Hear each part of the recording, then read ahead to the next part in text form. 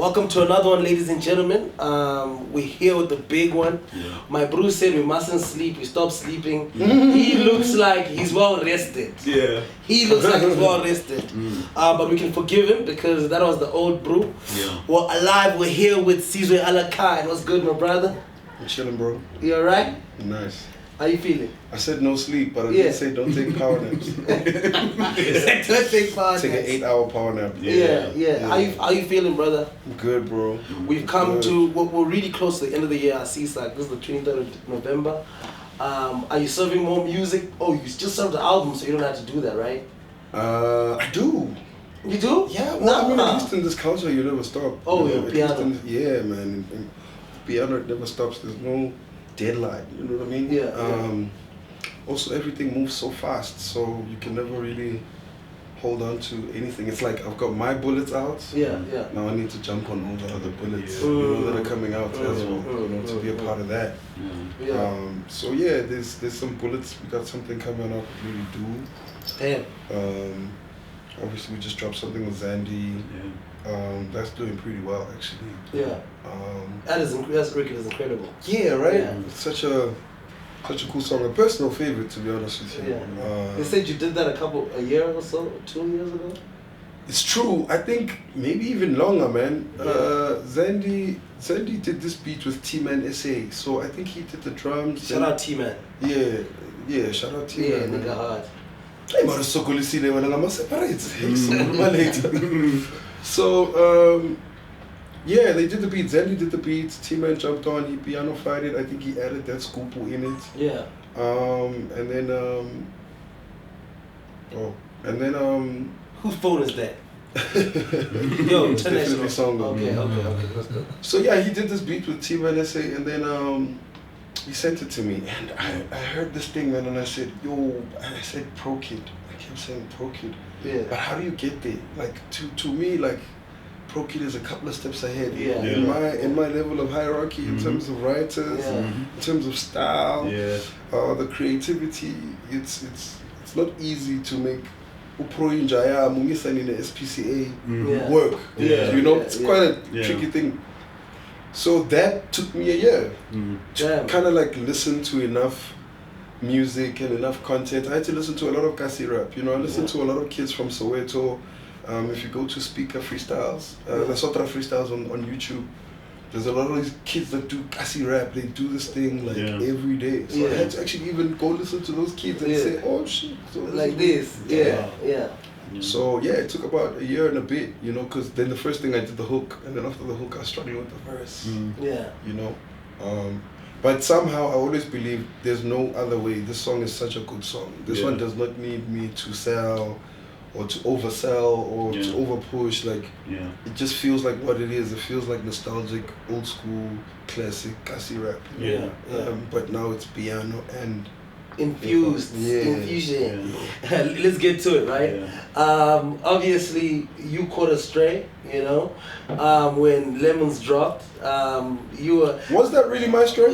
Hold on, chill. We did have the conversation. I'm getting there. Okay? Oh, you did? Yeah, we did have the conversation. I'm getting there. Oh yeah, he was chatting with you saying that was not about me. Yeah, for sure. Yeah. Okay, but still you caught it because you are the only. There's so many niggas who move from rap to piano. Do you understand what I'm saying? You are the only nigga who went on Twitter and said, yo, what the fuck is this nigga saying? You know? I'm sure you guys have each other on WhatsApp. Do you guys talk? No, actually, funny enough, I reached out to Keenan. We've bumped into each other a lot of times, but I haven't spoken to him properly since before. I'm looking for the right word. Accident, yes. Before the accident. Before the accident, we did speak a lot because there was a lot of, you know, let's link up, let's do music, type of chats, and then after the accident, we kind of got drifted apart. I think he was going through his own things, and I was also going through my own things, believe it or not. So becoming Sizwe Alakine. We become distant since, but we bump into each other at shows, and it's a good time, and we're cool. Obviously, I haven't seen him since the tweets. Well, since Lemonade dropped. Yeah, no, he said that wasn't for you, but he was just saying that obviously everyone was feeling like hip hop is falling off. You know what I mean? Oh, it is falling off. Oh, hip hop fell off? No, I'm just saying, I'm listening. I'm listening to the rationale. How does that look? Yeah, so because obviously a lot of people just turned their back, and obviously there was a whole chat about hip hop was falling off because of Amapiano. Even some of the piano bros will come out and say, I remember what's his name, Kabza. We were like, yo, these dollars, these are for rappers, but you know, me, Amapiano were doing this. You know what I mean? So there was that whole friction, you know, in genres. And there's that competitive element in music that was going on. So him saying that makes sense from a musical perspective, no? Does it? What's your rationale? I don't get it. I don't get why. So here's my thing. Yeah. I don't think I put out those tweets because I thought the conversation was about me. Yeah. I put out those tweets because I thought the conversation was unfair. That it is unfair for, let's say, me as an artist to look at you as an artist and say you're a vulture for switching. It's like if I called Kanye West a vulture for doing gospel. You know? Yeah. I found that unfair. Okay. You know, irrespective of whether it's for me or for Cassper or for Focalistic or for Major League, it's unfair. Yeah. That's number one. Number two, why is it a problem? Why is it in a song? It's such a beautiful song, dog. Lemonade is such a beautiful song. The girls love that song, dog. We didn't need that line. You know? So why say something like that when it's so beautiful as well? Like, piano is beautiful, like it's South African, people love it. Why wouldn't you encourage people to switch and jump onto it? That was the second thing for me. It's just like, how play to why we got the Lagangaba, you know what I mean? Thirdly, I'm gonna go on for this. Third thing is, everybody said hip hop died, dog. It wasn't just piano brews or guys. Everybody said hip hop died. It was the fans that said hip hop died. It wasn't looking good. Yes, it was. And it could only be the consumer that could be looking from the outside in, saying, "Hey, the brews are down bad right now. It looks like we're not getting anything, you know, and whatever comes out doesn't come out." You got what I'm saying? I hear what you're saying. You know, and my last one was, my nigga himself ain't been dropping hip hop. My nigga himself, he himself. The last bit of hip hop I heard was with Costa Titch. But even that had a lot of piano. Rap piano. It was rap piano to me. That was the first attempt at rap piano. I didn't have that chat, you know, and I get it. From a person who looks like it's a shot at him, I get it. Because let me tell you, everywhere I go, everybody's like, why did you tweet? And I'm just like, because everybody's just so used to oh, I know what that is, and it's cool, it's okay, you know, because I'm supposed to know, first of all, he's not talking to me. That's what everybody expects. And number two, I'm supposed to know that, you know, he said that Vele to get some sort of reaction out of somebody or out of something, you know, which is why it was even posted as lyrics. You know, I'm supposed to know those things.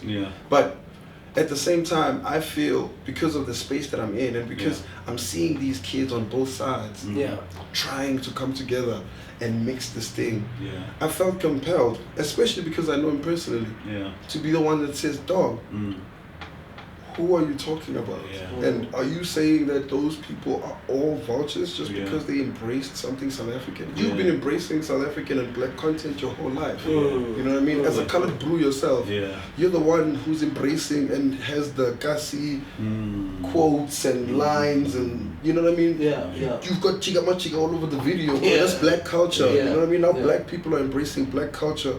And maybe even let's go as far as saying exploiting black culture to a point, you know? I'm going into piano and I'm going to exploit that thing. It was made for me. Them Tuda, Kabza, all those guys, they created it for us to actually go there and live. with it. Yeah, And Kabza can talk shit all he wants, dog, but that guy plays hip hop in the car. For sure. He's a hip hop fan. Yeah. You know, he's the one always saying, man, Sizwe man, I'm a rapper. Yeah. I want to drop up in a hip hop, completely piano. He's in that state of mind, you know. So to cut the long story short, I was just disappointed on all those levels. You know what I mean? Because I mean, the last one would be very personal to say, yo, it would really be touching if my nigga was talking about me, because I still see that nigga as my nigga. That's my nigga. Yeah, for sure. You know what I mean? I've never had an issue with him. You guys have an amazing history together. We were actually bumping Pressure.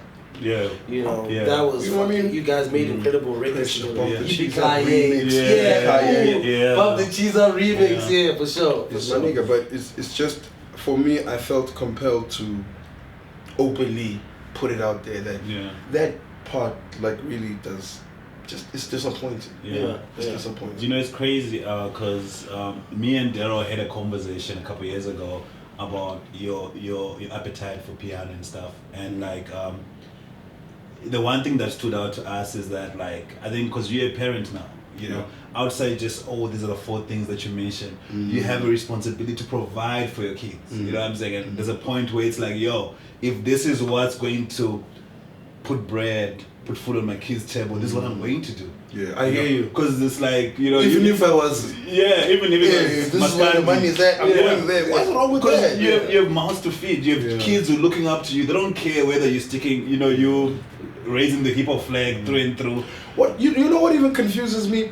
Twistedly enough, I can bet you right now that of all the niggas in the game, funny enough, people wouldn't believe how much more hip hop I've actually been since becoming Sizwe Alakine. Because since becoming Sizwe Alakine, you have no idea how many records I've actually written that are on radio right now for other people, helping other people become hip hop, to push hip hop, to be in the space of hip hop. You know what I mean? There's so many records that are actually moving right now because of my influence in it.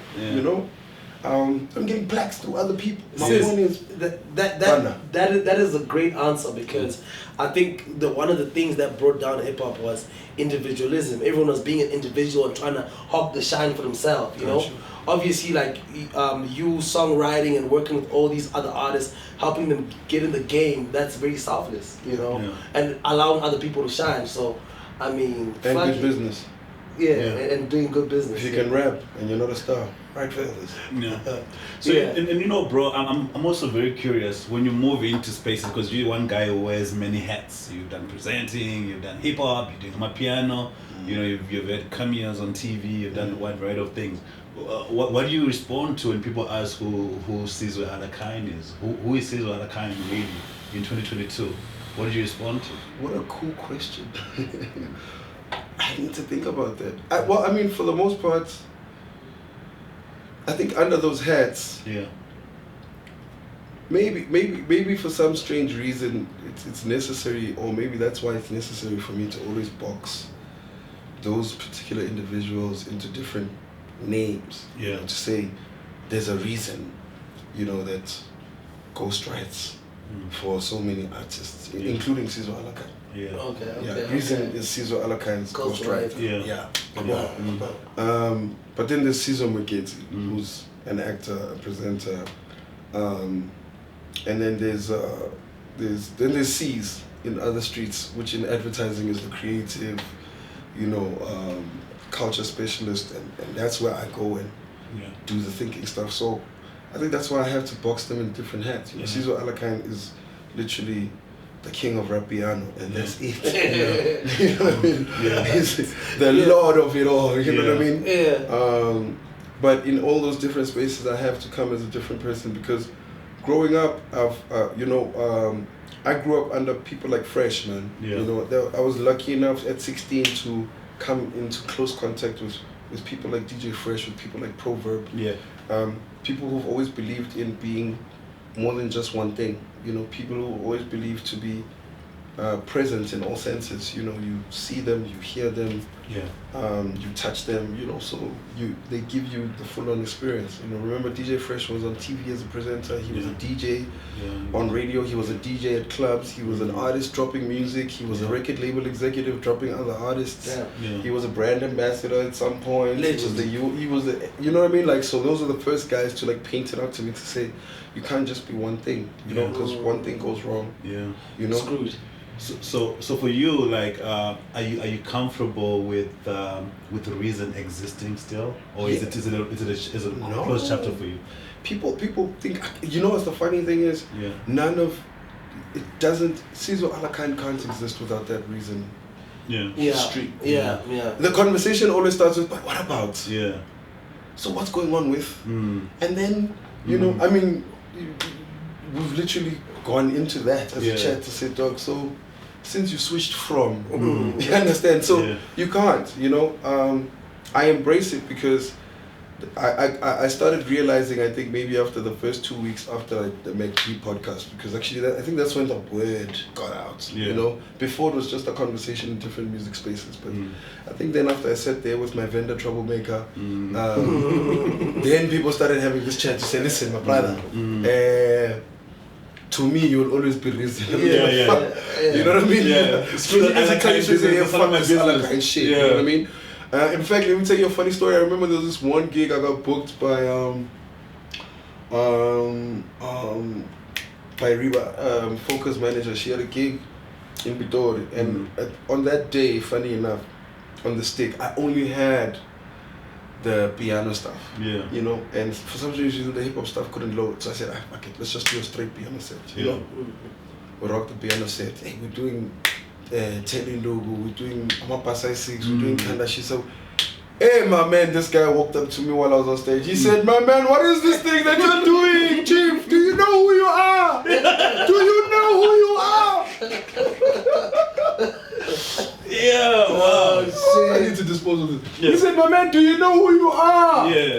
Do you know who you are, my brother? What is this thing? What is this? And you're forgetting your greatness. You know, like, you know, it's like, dog, you've lost yourself. You know what I mean?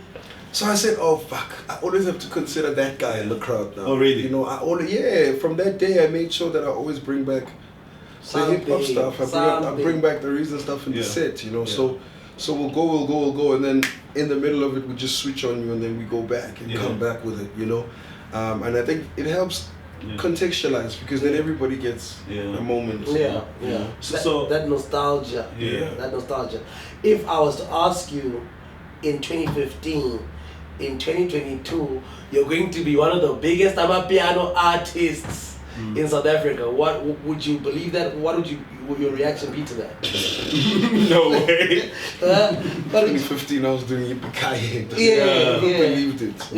I would have never believed it. They said, fuck that shit. Crazy enough though, I'm gonna lively ask for some gin there. My brother's songs, can I please have some more gin there? Funny enough, you know, in 2015, this might hurt a bit, but in 2015, for me, looking back at 2015, I would have believed that hip hop was the best sound in South Africa, and it was never gonna die. You know, I would have I never thought we were ever gonna do anything else. And to be honest with you, I had this conversation with my E. You know, we were together this weekend, and Max was performing, and he was performing which one? That song that he has with Tito. He was performing that remix with Tito. Zagala like Jati. And I was, you know, I was going crazy over it, and we're doing it live on camera. This is the internet. The internet. This is not advertising. This is the gin that we found. But where's that clay? If the brain wants to put some back, bring the back. That Bulldog was not advertising, but if Bulldog wants to give us some money, let's do it. We're drinking on you while we're working. Where's that Red Bull? Oh, that play. Play. Yeah, even Play can get it. Don't even give me money, give the niggas money. These are not my views or subscribers. These are not my views or my subscribers. So we chilling there with my E. Yeah. And I'm listening to it, and I'm listening to Max performing the song. And my E says to me, he says, "Dog, we were onto something." Yeah. You know, that sound, Skanda. Yeah. You know, that Skanda sound, like the thing they were doing with Lunatic. Yeah. Of how they infused hip hop with Vital, yeah. He says, "Dog, we were onto something." You know. Beautiful. And he reminded me, like at the time, I actually thought like what's happening with piano now is what was gonna happen with that sound. No doubt. You know, I actually thought the whole country was gonna mobilize and get onto Scotty. And jump onto that. Yeah, I really, really believed like because how South African would that have sounded? Yeah. That sound was completely South African hip hop because now when you go back and listen to those songs, you know they don't make hip hop like that in Nigeria. No way. And they can't make hip hop like that even if they try. That's a uniquely South African thing. Even the looks, even how Untogo Zombala was mixing the sporties with the hip hop. That's too much. You know, the merch that they were dropping. Dog. I really think South Africa let Cash Time down. Here's what I think. I think that, you know, with the thing with sound is that if you own it too much and the God is alive of that sound, if I jump on that record, it was gonna say on that sound, it was gonna say I'm stealing from KO. Yeah. You know what I'm saying? Because they really too much of his sound. sound. Yeah, exactly. It's a level thing. Yeah, if you look at piano on the other hand, it was like when it came out, nobody owned it. You know, niggas who claim it to say, they wouldn't say one person, they'll say Alex, or they'll say the East Rand, or they'll say Pitori, you know what I mean? Yeah. But they'll never say one artist. You know, so I think that made it tricky as well. I also thought like South Africa could have jumped on it at the time, but now like you weren't gonna have your own identity. It was gonna be like now we have this one God, you know, that we're worshiping and we're all coming under Him. Gosh, that sucks though, because we it wouldn't have been a bad thing. Yeah. You know, because you know what happens.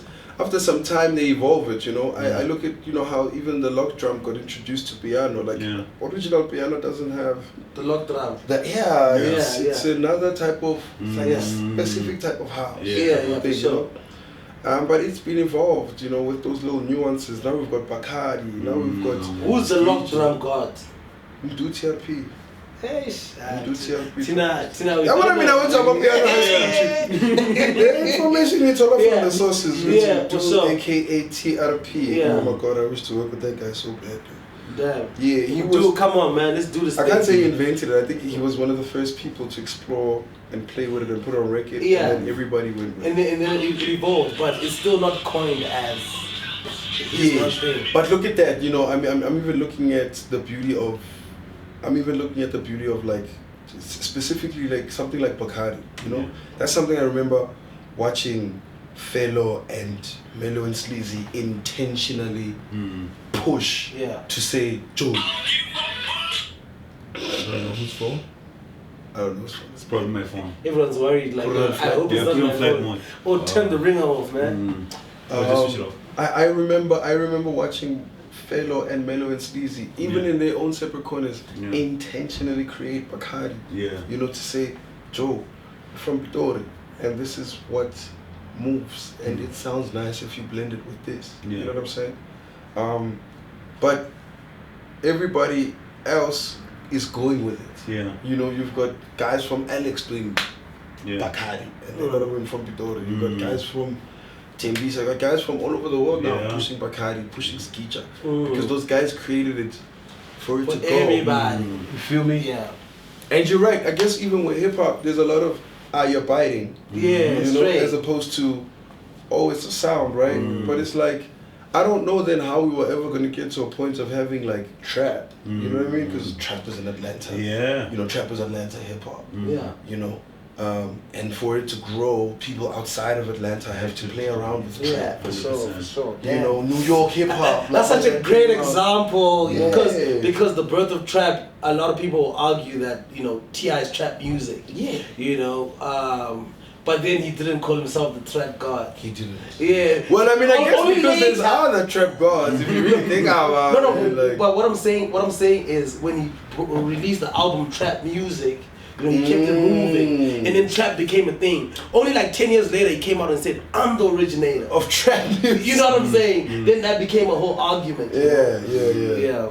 So, bro, I'm sorry for bringing you back. So, what I wanted to know is, if Reason and Sizwe Alakine can coexist, will you be dabbing into hip hop at some point? What's the vibe like? Is it like Amapiano moment right now? It's funny, I actually would you collaborate with a hip hop You're song? gonna play a record? I got a record with Sizwe Alakine and Reason.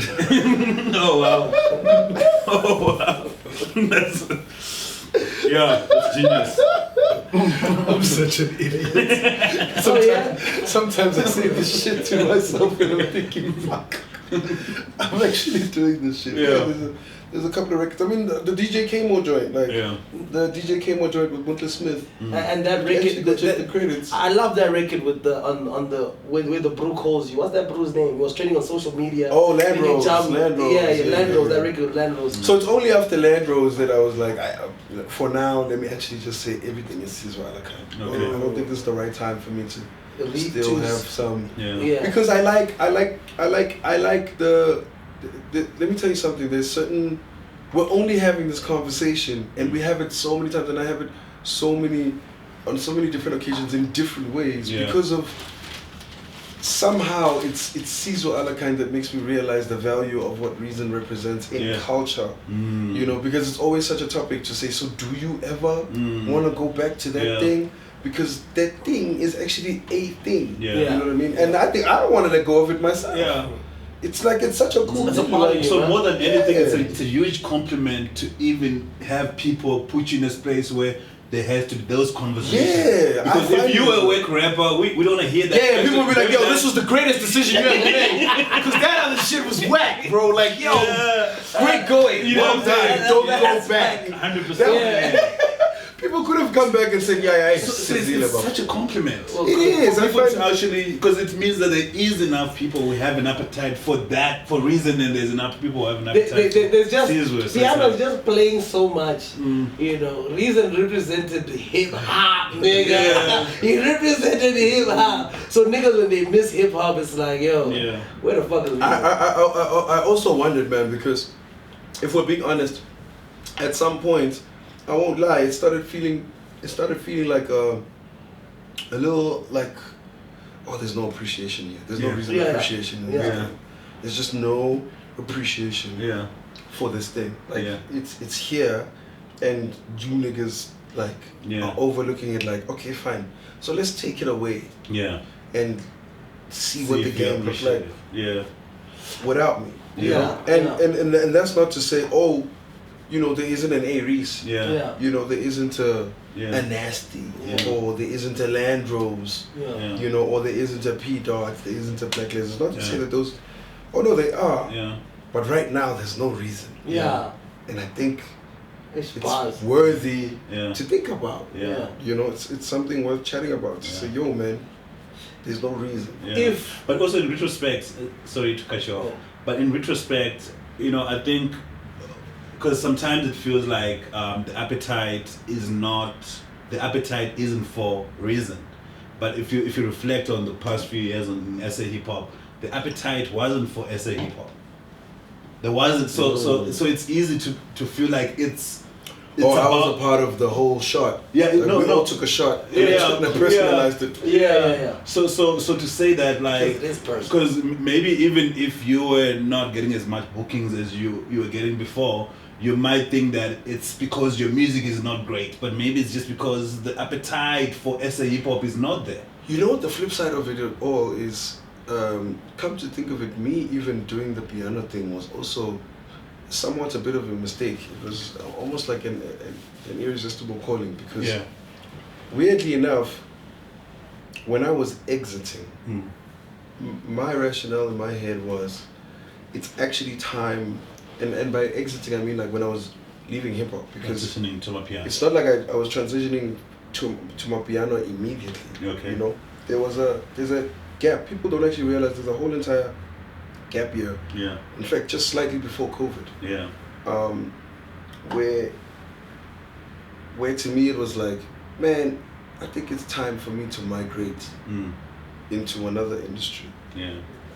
Because I think, you know, we just became the Air Force One on the shelf. Yeah. Yeah. You know, and the new Air Jordans just came in. Yeah. The classic was right there. Yeah, like, yo, the Air Force Ones are at the top. Yeah. Because the Air Force One is so precious. Yeah, you know what I mean? precious. And it's always better when it's clean. Yeah. Mine you mice it for like 4 months, 5 months, you know. Then there's one day where it's like, nothing works today. I need that Air Force One. Yeah. And then we Musa, you know. Yeah. So I started feeling like that Air Force One. Damn. You know? I started feeling like, you know, the game. That's a brilliant analogy. I thought the Big Zulus were the new Air Jordans, you know. I thought the Blackies were the new Air Jordans. I thought Costa was the new Air Jordans. You know what I'm saying? That's what it felt like, right? I'm glad that lands. I'm glad you get that. That's a great analogy. And so I felt like, yo, this is not the right time to be mad, because then I had to think, well, shit, when we were the new Air Jordans and we were coming in, what did Slicker do? Yeah. You know, in this moment, because when Reason was coming in, Slicker must have been where I was at the time. Yeah. It was like, okay, Mbana, you've done everything, everybody's consumed everything you have. Do you have more? Is there anything else that you can give us? No. Yeah. It's time to make way for these kids, right? So how do you upgrade and go to the next level? Which is a conversation that all artists in life have to think about. It's what we are seeing Snoop Dogg go through right now. It's, oh shit, this guy's migrating from being a rapper gospel to being a big, to being a mogul, I guess, because that's the point, right? Being an artist to become a mogul. Everybody goes from being an artist to being the mogul. It's what Jay-Z teaches you, it's what Dre teaches you, it's what Kanye teaches you, it's what Snoop Dogg is showing you. So I was in that field to say, okay, fine, how do we take this old Air Force One and turn it into that classic? You know, because Jay-Z man just a classic. If I say Jay-Z, ma Sizwe Hope.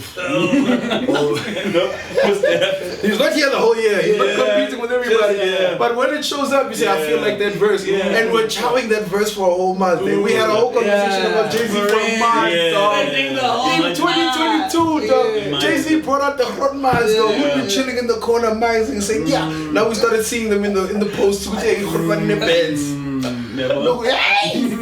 So I was originally thinking like that, to say, hey man, it's time, man, there's new energy coming in. We've also chowed and done everything we could, you know what I mean? I performed with all the artists, everyone. Chowed money, chowed fame, chowed girls, chowed industry, we've chowed time, we've chowed good times, we've chowed. No, for real. Mind you, Pella Hip Hop was living in the Zuma times. Good. The band was good. The money was flying. I'm sure it was. Bro, you know what's crazy? There's one thing. Msholazi, guys, I'm telling you, Msholazi. You guys don't sleep on Msholazi. Who was that crew there by the SABC? 90%. Yeah. Ooh. Hey, that guy. Claudi. Yeah. You guys can be mad at those two guys all you want, dog. Hip hop will never. I'll tell you now, that was the best times of hip hop. Jacob Zuma and Claudi. Shout out Claudi. Claudi was too much. It's too much. It's too much. Look, you made lots of mistakes, but that one. That one was too much. It's just, oh my god. Sorry, we digress. Actually, I probably lost my train of thought. But you can take it. Okay. The one thing that I've always wanted to ask you, you know, I've been a fan of like SA hip hop for a very long time. I was a big fan of Reason. So even when I think about your career trajectory, I remember the times when it was Reason. I remember when Reason started transitioning, you know, from just the rapidy rap, proper boom bap, to like, you know, really giving us like the melodic flows. There was a point you were really like melodic with it. I remember you had a record with Gemini Major. All the time. You know, all the time. You know, you were really jumping on the trap shit. Even for the Reason brand, people weren't expecting you to jump on that, you know. So the transition for me is clear. But the one question that's always rang in my mind is like, yo, my nigga, he put like 2 bad bitches on Jesus' shoulder, and like he put like a blunt and a pair of Ray-Bans. You have to say white Jesus. I was told white Jesus. Thank you. White. I was actually thinking about this at home when they told me that we were sitting down. Yeah, he put on a white Jesus, bro. White Jesus. The whole country was like, man. Lost its marbles. That was wild. You know, but I thought, and that's another thing when I thought about your AKA situation is that that's the one bro who came out and said, that's his Jesus. You know what I mean? Jesus with 2 bad bitches of blunts and Ray-Bans. That's his Jesus, you know. Yeah. What was Reason trying to achieve, you know, by doing that? So if people go back to the Reason catalog, you'll notice there's a lot of biblical and religious references in my music. Coming in, I was a super religious dude. You know, Battle Cat, Instro were the 2 people that were always around me at any given time when we were making music. And they were 2 of the most spiritual people I'd ever met. You know, my ex-wife at the time was also, her parents are pastors. So I was also doing work in the church. So I was a very involved person when it came to the Bible. Yeah. Around that time was when there was a lot of things going on in my life. I was actually going through like a really, really dark period. Yeah. And taking from the lesson that for one to be Christian, they have to be Christ-like. Yeah. Right? So being Christian means that you're living a Christ-like life. You follow the ways of Christ. If you follow the ways of Christ and you do anything Christ did, you pretty much going to heaven. That's pretty much how you get to heaven. That's the strategy. That's how it's been laid out to say, follow this route, right? Yeah. And literally in the song, that picture represents a part of the song that says, I'm the tainted version of what Jesus is. I hide behind my shades because I'm way too promiscuous, which is why you have 2 girls. Because if everybody who's watching now, everybody who's in this room right now, right, was to be Christ-like right now, you would be Christ-like with shades. Let's go Christ with shades. Right? And every other dark thing that comes with you. I don't know what's your darkest secrets. I don't know if it's drugs or girls or alcohol or abuse or whatever. But if we pile those things up, that's the Jesus you are. Okay. In a world where they say you're a Christian, and in order to be and to get to heaven, you have to be Christ-like. So I was painting, and that's why it says Jesus Christ, because that's the Jesus I was looking like to myself. And I wasn't necessarily putting it out there to say,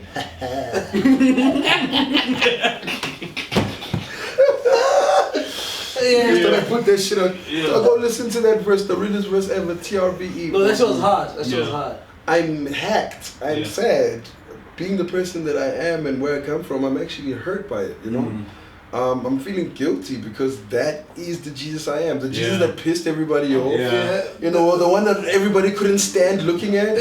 Let me tell you, y'all were looking at me. That was my metaphor. And I wish it now, in the world of 2022, I could create a filter on Instagram that allows everybody to take a picture of what they really have if they're honest with themselves, you know? Put the sex on, put the bottles on, put the drugs on, put whatever dark thing that comes with you. If you take a picture of Jesus and then you add all your addictions on top, that's hard. What do you look like? That was really what I was doing. That's too hard. Yeah, I think it went over many people's heads. It did, dog. It was too early. It was too early. You know, it was too early. So when you reflect on it, would you have done it any different? I probably would, man. I probably would, because that was my introduction to backlash. Because you were dancing for the longest time. Before that, dog, I was a clean brew. White people love me, black people love me.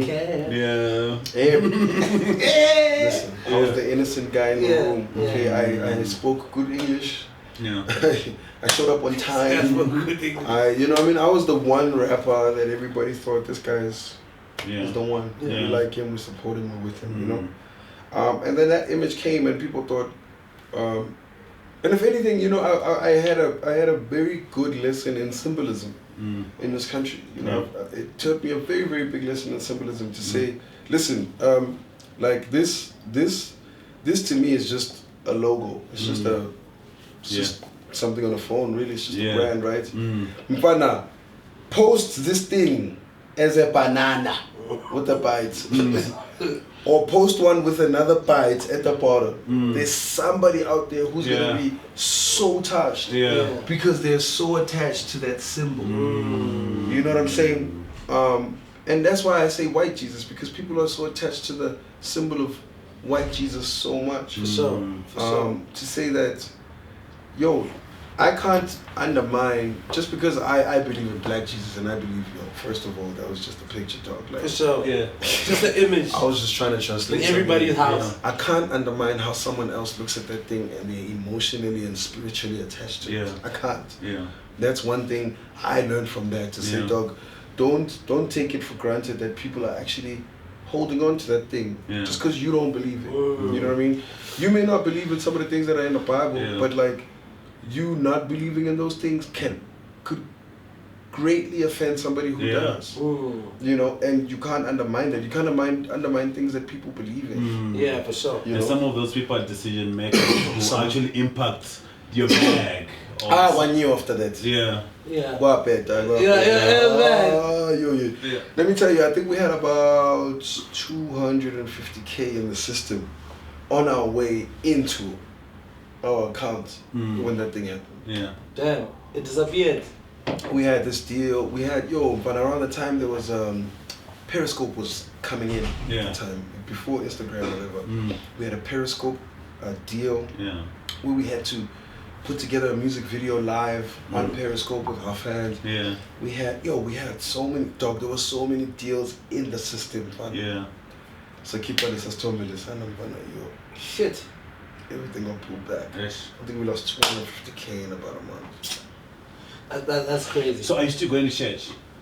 Because obviously, I know it's crazy, because like your wife is a pastor's child, and like you dip in church, and I used to be in church. You still go to the same zone. Yeah. You still in danger. When that's happening. Oh no, I do. I don't mean right now. I mean at that point. Oh no! You just drop this thing and it's like you're going to church, you have wife. You know what's funny? You know what's funny? It's not like. Also, I'm a Christian. I'm not afraid of Christians. Okay. You know what I mean? And I get the severity of how, that could have escalated out of control. Yeah. But here's the funny thing, right? Here's the twisted part is.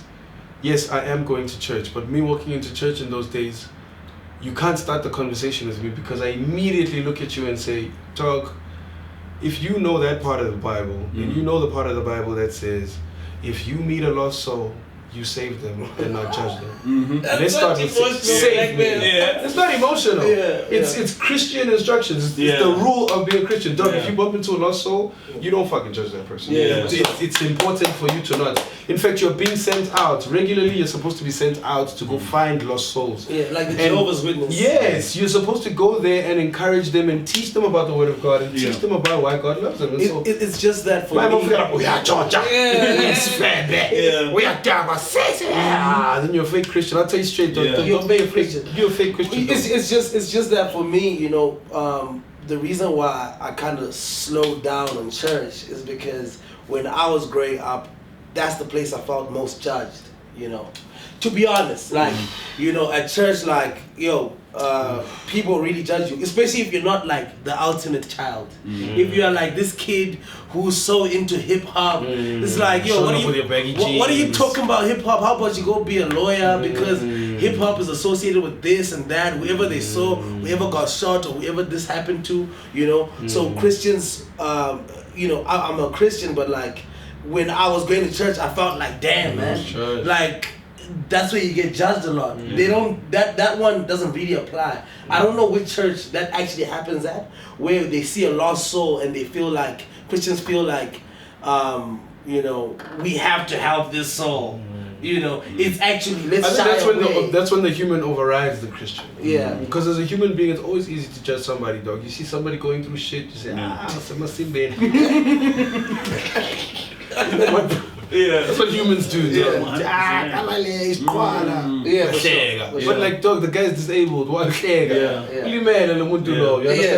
I think that's a human being being a human being. And a lot of the times, Dog, I was on like, I remember being on this call. There was a Sunday show. I don't know what it's called, dog. They called me on air that weekend, the thing happened. It's a Christian show, dog. Christian callers saying, sometimes these people want us to be Muslims. They think just because we're Christians, we can't just be violent. We must be violent too. I said, my brother. Damn. I said live on air, I said, this is the most un-Christian thing I've ever heard. You're worse than me, dog. Yeah. You're worse than me. Because me, I just put out a picture that represents who I am openly. And I may have offended you, I apologize. But you are being like aggressive. As a Christian, Christ was never aggressive. Even to the most evil people that he came across. Only when they were selling like shit in the temple. But even then, he wasn't aggressive in the name of, I want to kill you, I want to hurt you. Oh yeah, for sure. He was tearing it down. Yeah, for sure, tearing it down. So just to bring clarity to it, I was blessed enough because I'm actually more traditional and more spiritual. That was my next question. I believe in my ancestors. I believe in my lineage. I believe in blood. And I was blessed to learn that how the two worlds actually exists. You can't believe in your ancestors and not believe in God. And so you have to, because it's all governed amongst love. A lot of the times when you hear people going to go see Isangoma or ask for healing, they're healing from pain to go and seek love or joy. And then there's other people who will manipulate that. That's witchcraft. It's not the same thing. You know what I'm saying? That's witchcraft. Witchcraft and healing and ancestral, it's not the same thing. It's two different worlds. Similarly to how you can have good pastors and bad pastors, there's bad pastors out there who rape kids and swear and do weird things. You can have good sangomas and bad sangomas. You can have ones that try steal or try manipulate things and do bad things. It's very normal. Those are the human beings behind the power that they've been given by God. But it comes from God. It's only God that decides, Reason is a good rapper. We must bless him with the power of being able to make good songs. But he must be out there doing good things. As soon as he starts doing fuckery and he starts doing weird things, we remove him. It's just how it works. For sure. Okay, so my next question would be, that was going to be the next question and you went right into it. That's crazy. My next question would be, so you were doing the rap dads, right? Yeah. You're doing the rap dads. And I saw something where you said like, the show had to stop because there was some stuff you weren't willing to have on camera. Yeah. Yeah. I always tell this story. Yeah, for sure. But also then I tied up with this record with Zandi, you say Inekrozi. Nina Twala njengo Chico. Yeah. Chico Twala. Chico Twala, yeah. Yeah, as long as Chico means you are Twala. You say Chico Twala. Yeah. At which point did you know that, and how does that live with you being a Christian? How do you still have Iglozi and still be a Christian at the same time?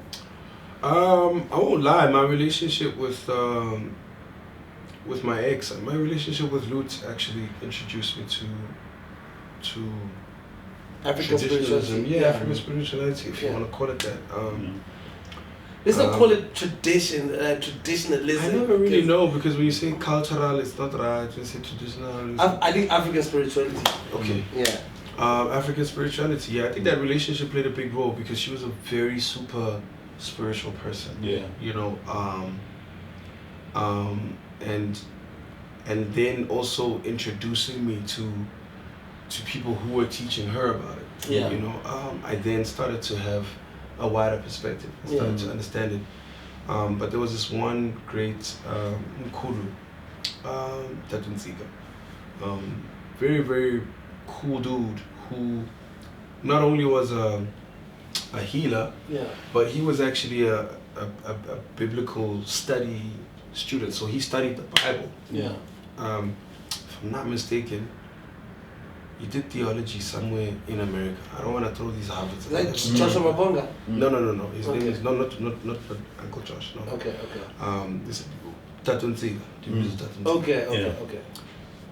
So he was the guy that would literally give you Bible history. Yeah. You know what I mean? This guy's always, he's a smart guy, he's an engineer. One of the first people to actually crack the solution to some of these sanitizers and distribution and recreating it and creating cheaper. It's very, very influential engineer and science students actually. Okay. This is the first healers I've met that lives in Bryanston in a big house. But very cool dude who made me realize the relationship between not Christianity per se, but believing in God and believing in your ancestors. Yeah. And pretty much making sense of how in Europe, you know, if you go back to the European history and how they were trying to paint it, they literally just telling us the same thing. These angels and God and praying and God. It's just the same thing. It's just a different interpretation and a different language. Yeah, you know. Yeah. And painting, if it's white, it looks like it's black. Well, only because that, you know, for someone it was a tool to take over and to govern other spaces and to rule. Okay. It's only manipulated and directed in such a way. But if you actually go back and unpack it, you actually realize Muslims, Christians, Africans, everybody are just saying the same thing. It's just coming from different territories. You know, even if you go to the Chinese or the Asians, rather. Let me not say the Chinese. The Asians. Even if you go to the Asians, so even if you go there, we're all just saying the same thing. You know what I mean? But fundamentally, I think that's when it become more important for me to understand myself as an African and to embrace the way my people understand it. Because for the most part, we are all trying to find a link to God. And the bottom line is, yes, you can sit and pray and speak to God and have your own conversations with God. But at the end of the day, there's angels around you. And some of those angels are part of your bloodline. Because outside of that, I really don't understand the point of bloodline. You think about bloodline, dog, it's like, dog, there's no other blood in your system other than that of your mother and your father and those before them. It's going up like that. It's going up like that. And what's dangerous, if you take this guy's blood and you put it in your system, disaster. Think about that.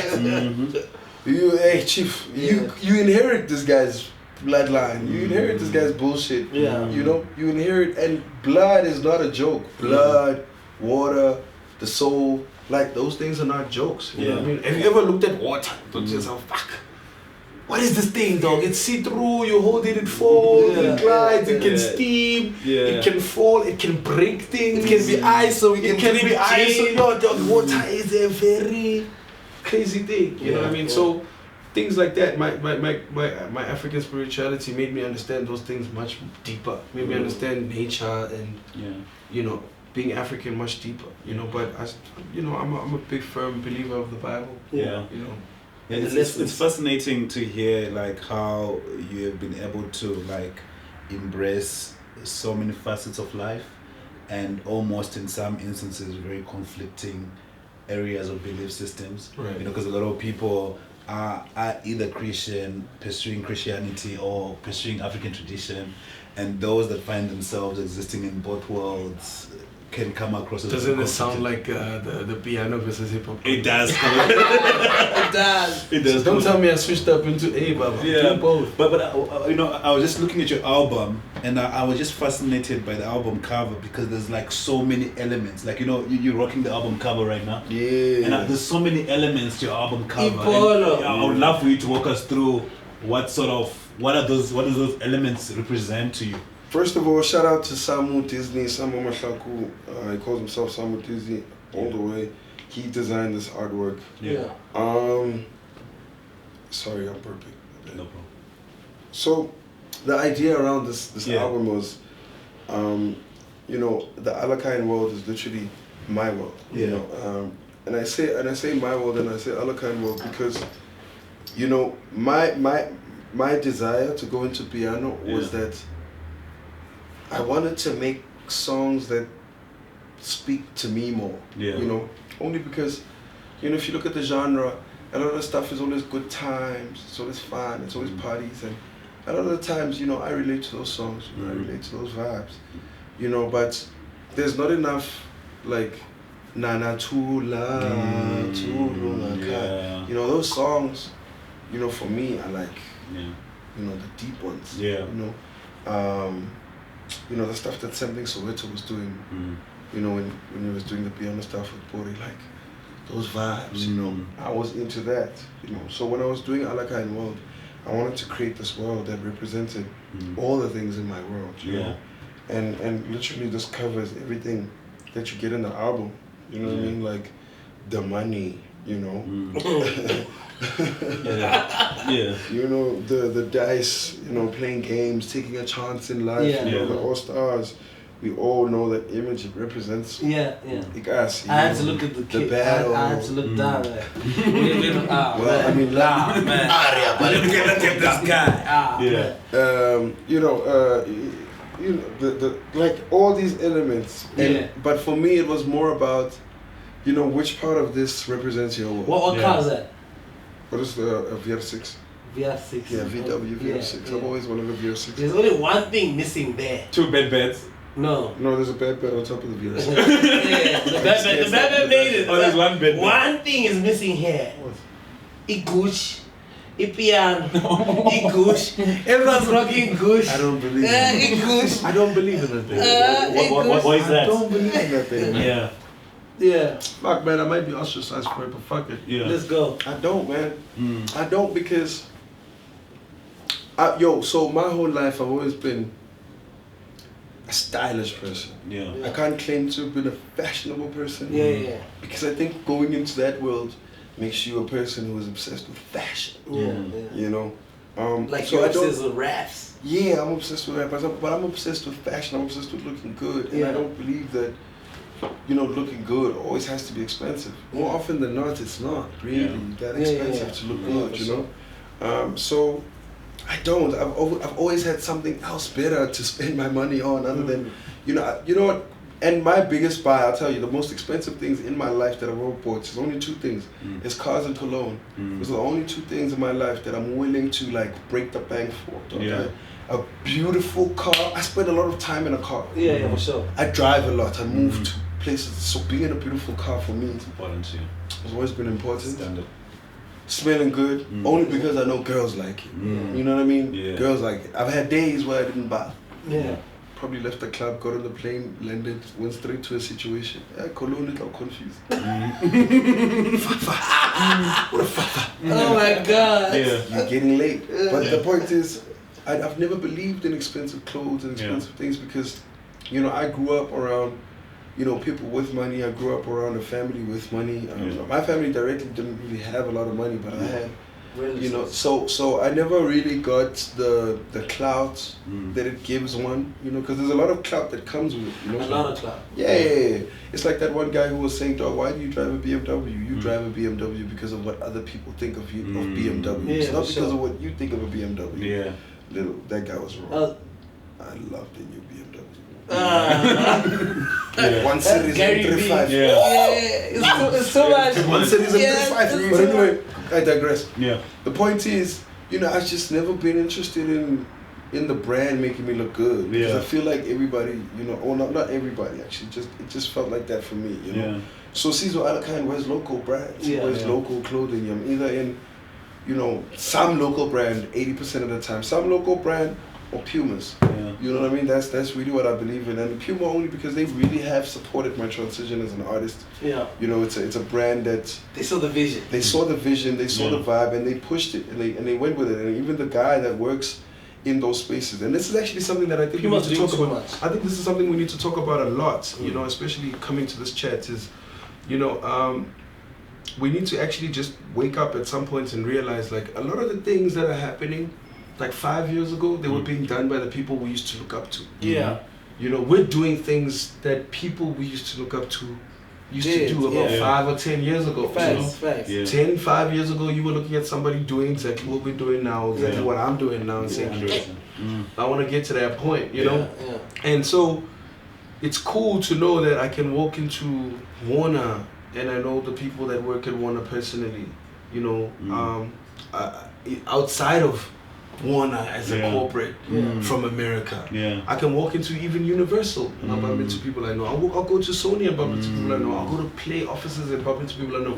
I go to the Nike offices, I bump into people I know. I go to the Red Bull offices, I go to, you know what I'm saying? Everywhere I'm going, I go to DSTV. It's like, yo, these are people 10 years ago, we were all on the come up together. We were all pushing, trying to figure ourselves out. You understand what I'm saying? So, so this is why it's so easy for me to, and this is something that brands and corporates need to understand. I love you as a brand to a certain point. You know what I mean? Yeah. Like Kanye loved Adidas. Yeah, to a certain point. To a certain point. Yeah. Adidas loved Kanye Yeah. to a certain point. You know what I mean? But the people in those companies, I could fuck with them forever.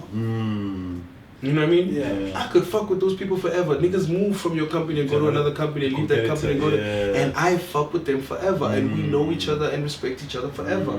If something goes wrong between us at the first company, best believe we're not working together for the rest. You know what I mean? Yeah. Unless we fix it, right? But the people hire right now is what's running these companies. It's what's making everything happen right now. That's really what the company is. Yeah. You know what I mean? Yeah. It becomes much easier for you to have a relationship like Blackie and Sports Scene, or like, you know what I mean? AKA and Reebok. AKA and Reebok, or whatever. You know, anybody. Or you know what I'm saying? Nyovest and Drip. Yeah. You understand what I'm saying? Because those are people who know each other outside of those spaces. But I mean, and in fact, Nyovest and Drip is actually more independent. I'm actually looking at it more from a corporation. From a corporate perspective. I get it. I'm pretty sure I get it. that the people that work or that said, yo, let's get Nyovest to work with us when they were at Play are people who've worked and know him personally. Yeah. You know what I mean? But I'm just saying, like, you know, when you're being called to a radio station now, you're bumping into people you've known for 10 years. Yeah. You know what I mean? When you're being called into agency, you bump into people that you've known for 10 years, 20 years. You know, so those relationships really is what gets you to a point where I come here and say, you know what, we only wear local and Puma. It's not because of Puma. Yeah. Puma personally doesn't, I'm just a rapper. Yeah. They sell sneakers, I sell music. In the real trajectory. This nigga's talking a whole lot of shit, man. You got what I'm saying? Yeah. But the individual in there, Hayden, yo, shout out to Hayden, man.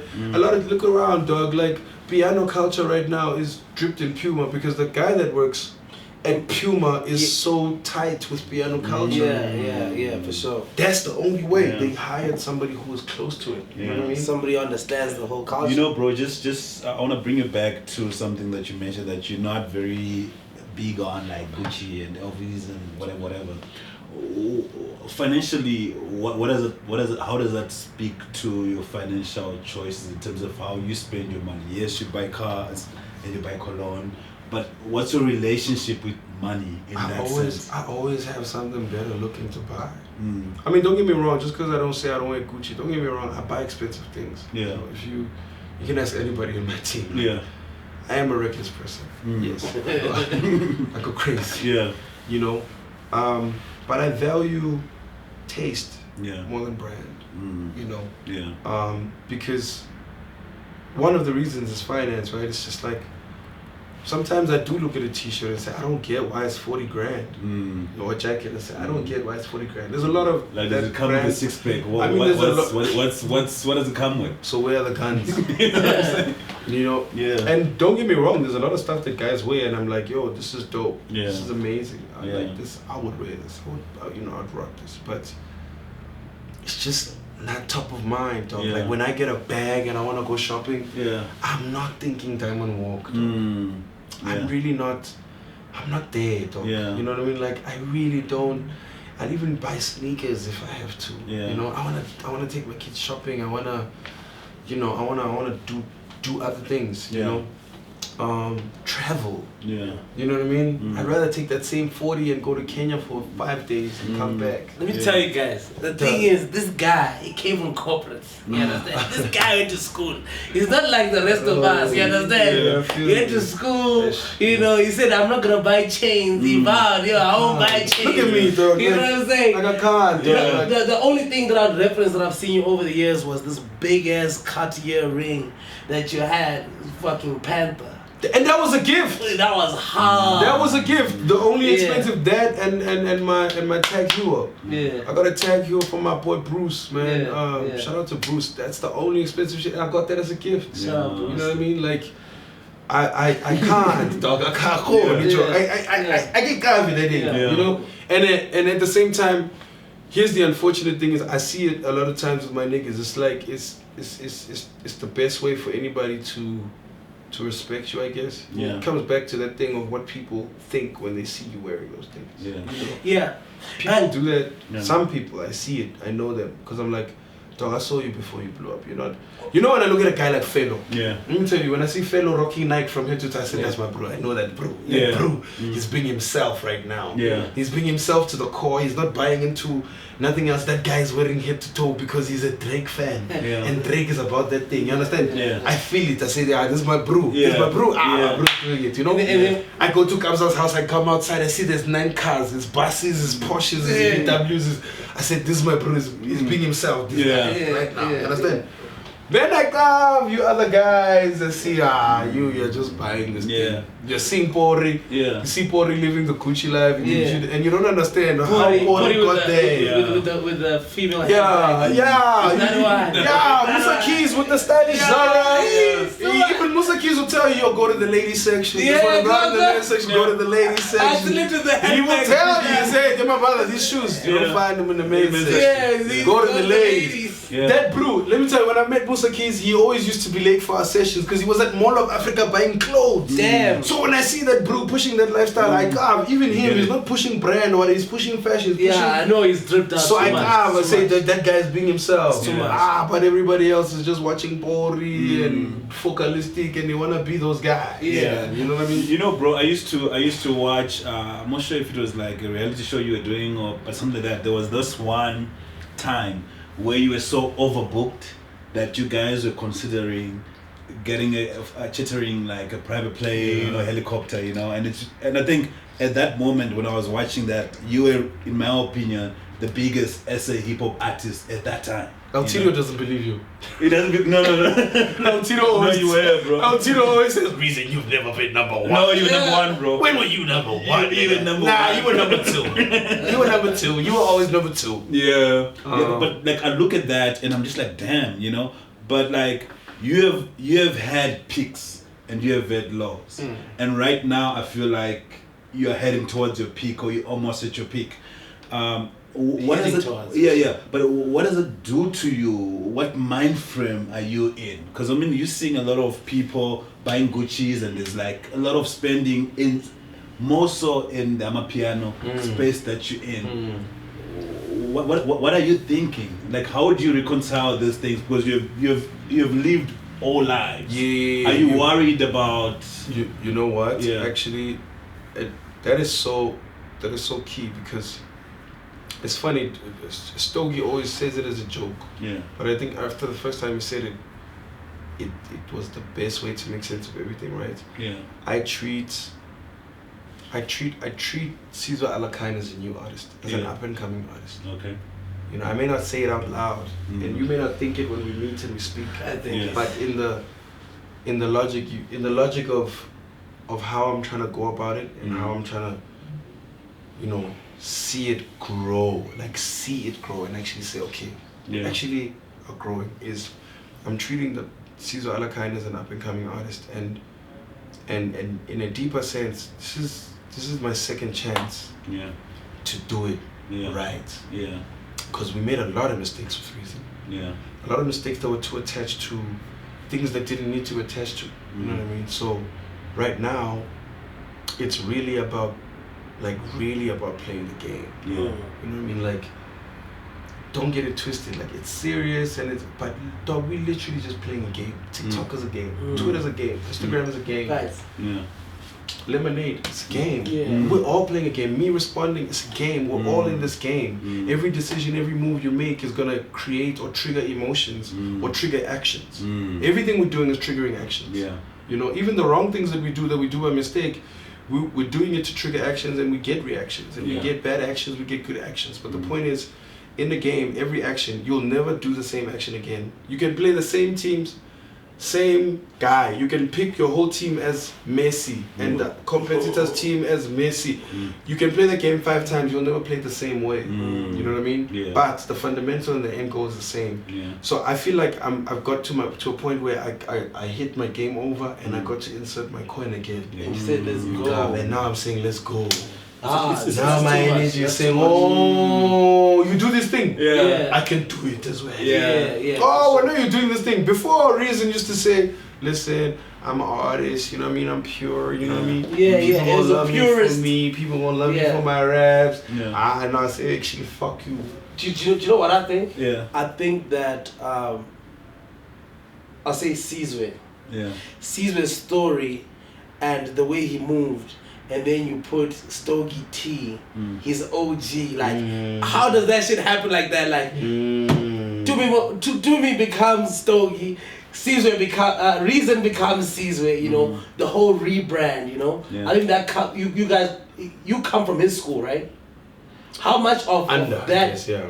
Under his school, yeah. How much of his influence on you do you think affects you, like rebranding? Do me fuck me up. Yeah. I think the game made that mistake of letting Dumi be the first guy that signed me. Yeah. Spending time with him, because that's literally two rap addicts. You know, like literally what you're talking about right now is just a bunch of kids who are addicted to rap right up until their adulthood. Yeah. Because we just don't know when to stop. Yeah. You know, Yeah. Dumi was supposed to stop being Dumi when he decided to be Stogie T, but no, he chose to be Stogie T. Yeah. He chose to come back and be a new artist. He's even worse now. He never even gives you the Dumi and the volume. He doesn't even give you the Dumi and the volume catalog. So, so that guy that says, "Do you know who you are?" If that guy goes to Dumi's show, he's gonna cry every time because Dumi don't give a fuck about this shit, you know?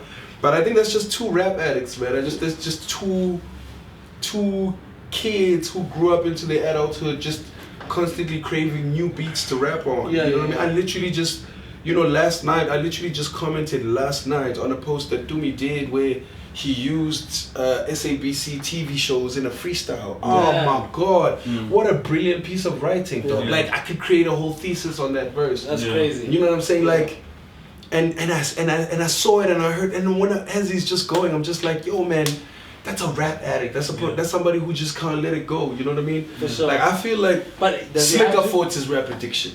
Sugar Smacks fought his rap addiction. Cap. You know what I mean? Huh? That's cap. Slicker. Slicker didn't fight his Actually, you're rap right. addiction. Actually, you're right. That nigga Slicker still raps rapping down. He's still rapping It's just down. he doesn't sell He's the not rap. dropping He's not it. dropping. Because now he's a businessman. He's a businessman. He's sitting with the Jews. So actually, maybe let me take it away. Yeah, But Sugar yeah. Smacks fought his rap addiction. JR fought his rap addiction. He said, "Fuck it, I'm going into this world." You know what I mean? But JR is different from you guys. Because my man, make the circle bigger. That nigga was gonna be the piano artist, and he come out the time that he came out. You know what I'm saying? But he started off already understanding that it's not just a rap thing. But you got what I'm saying. I'm just getting to that point of saying we just couldn't stop so much. We had to come up with new names. Yeah, That's what I'm saying. to Like, you don't see. There's what niggas who really don't want to leave. Like, Because if really, Reason was doing Amapiano, we were never gonna accept that shit. We were gonna start protesting. We were gonna be up there in Candy Square. then they would have said that's a voucher. That would have been a voucher. That would have been a voucher. You and Cassper Nyovest, I see you guys now on Twitter. Like you actually exchange for the longest time. That was impossible. I'll attribute that to also you being a rapidy rap nigga and him wanting to go commercial, and that clashes in hip hop because people say, you gotta be a purist. The purists judge the people who go commercial. The commercial guys judge the purists. Is that where your beef starts? How does that happen? No, funny enough, my beef starts with AKA. Yeah, but me and Cass only beef because of the slap. Yeah, because of the slap. Well, obviously because you cheated again. Yeah, because I tweeted. No. The incident was this, when the slap happens.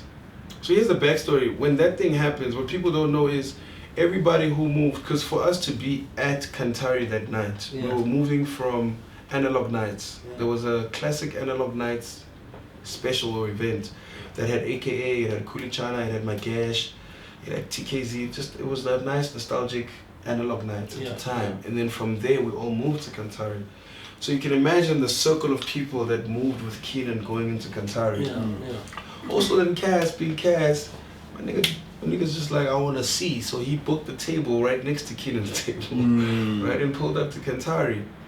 And then, so I guess Keenan just couldn't hold himself. So then the slap happened. So now when what people don't understand is all the commotion that happens post the slap.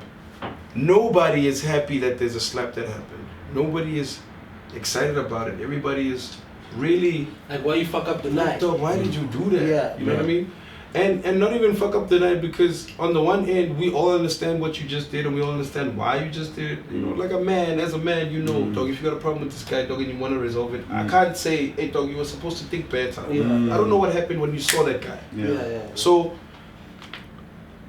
everybody behind the scene is actually mad at this situation. There's a big conversation happening around, dog, why did you do that? You shouldn't have done that. You see, now you really gonna fill up this dome. Like this nigga gonna fill up this dome with a slap. You just slap this nigga and now you gonna tell everybody slap everybody. He just made you the most jealous nigga in the fucking world. You know, there's that chat happening, you know.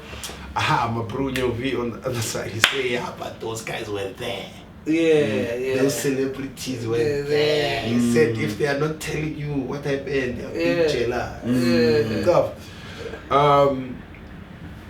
I guess the ghetto in me was like, what type of shit is this? We gotta announce you got slapped, nigga. I said, dog, what the fuck? Why are we having a conversation about you being slapped? Also, I think in that moment, I was also calling out this thing. I was saying, Jolana man, hey, Lona, why push at that way?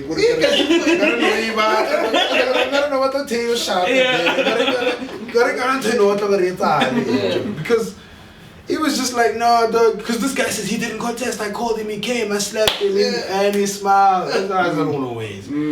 This was a plot, you know? So I felt like I was just in a plot, you know, and I was calling out that plot, number one. And then he replied to me directly and he said, dog, so you're saying your bro didn't slap me? You know, and my reaction was saying, dog, are you serious? Are we really having a conversation to say you're being slapped? Right? You know what I mean? They announced this to the world. And that created bad blood, you know. That and the fact that, you know, I was supposed to actually have AKA and Cassper on the Bump the Cheese Up remix. Oh shit. And Keenan said, yo, if Cass is on it, I'm not on it, you know. And that was my brew at the time, so. Who was your group? AKA is my brew, you know. And me and Cass was civil, we were cool. You know, at the time, I think he was just about to sign under Motif, actually. There was almost that conversation. He almost signed under Motif. You know, so we were also cool. And that became a thing. So I actually had to lie to Cassper and say, hey, dog, it's not working out. Maybe we should do our own song together. We're doing this one. No, actually, I think I told him the truth, just not in a truthful way. That's why I'm wondering. To say, yo, I think we should do our own song, dog. Keenan's already on this song. Let's rather just do another one. Another song. You know what I mean? That's why we are paying nail, right? That's why every time. Because Tumi was the asshole that said, yeah, dog. Keenan said he doesn't want to do the track with you, so we had to get Cocaine on Cool Cat. You know, so yeah, and I think also at the time I think there was a lot of chats and back and forth and debates around Cool Cat, Cassper. Me and Cass actually never had a direct issue. You know, our issue was just my association with AKA and just I guess also my reaction to how he was playing the game. You know what I mean? Because in hindsight, you can't take away the value of how he played that game and how he played that whole moment in his advantage. That's crazy that you say that. If you think about it, referencing what you just said about you're playing the game now and the mistakes that you made. It's like I learned from shit like that and realizing like, dog, that was playing the game. That was really playing the game and like playing it to your advantage in such a way. Like he was the new guy, and Keenan had been in the game for a while. You know, so it was like existing energy versus new energy. You know, and how you play it to overcome and be the new energy and to be seen as the new energy. You know. But then when Riky passed away, then I said. You know, I remember thinking about how, because I think I was talking to PH Raw X on the phone, and he was saying, yo, no, I'm at the hospital now. And then I said, who's there, you know?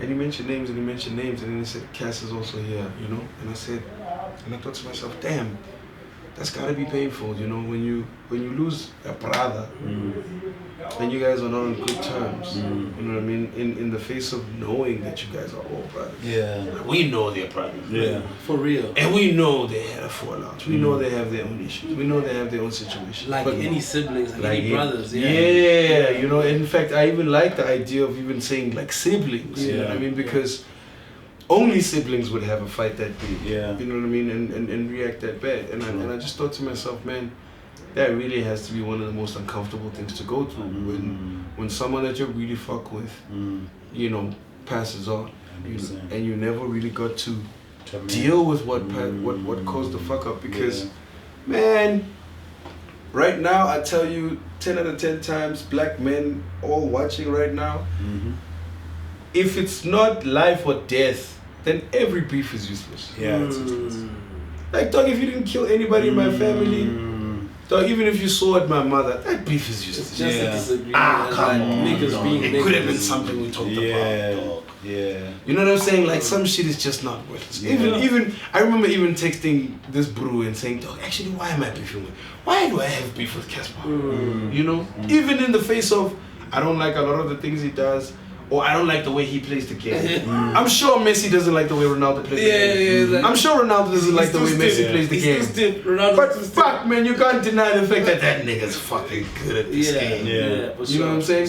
And it really doesn't make no sense why we actually are at opposite ends. Are they at opposite ends because of Real Madrid versus Barca? Are they at opposite ends because of PSG versus Man United? Like, what are they opposite games for? Why do we have to have beef? So, bro, when you look at that beef, I mean, are the positives that you take away from it?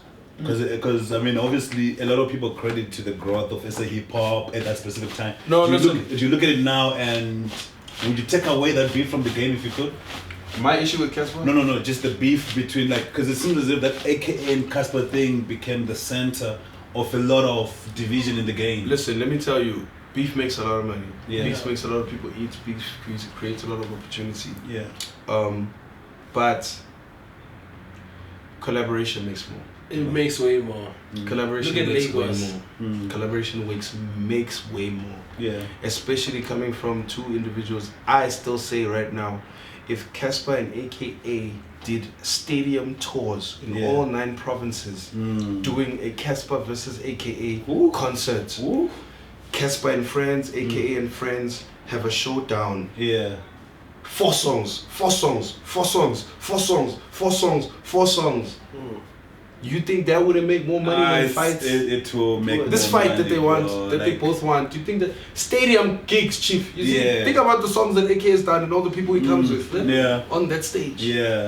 That's building hip hop. That's building. You know, that's building. Big Zulu this in the game. That's building Big Zulu.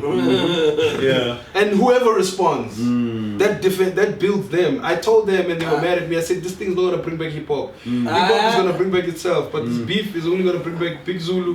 It helped Big Zulu, KO, Questa. Those are the individuals that pop from that shit. When that listen, you know, you understand that. That's hip hop.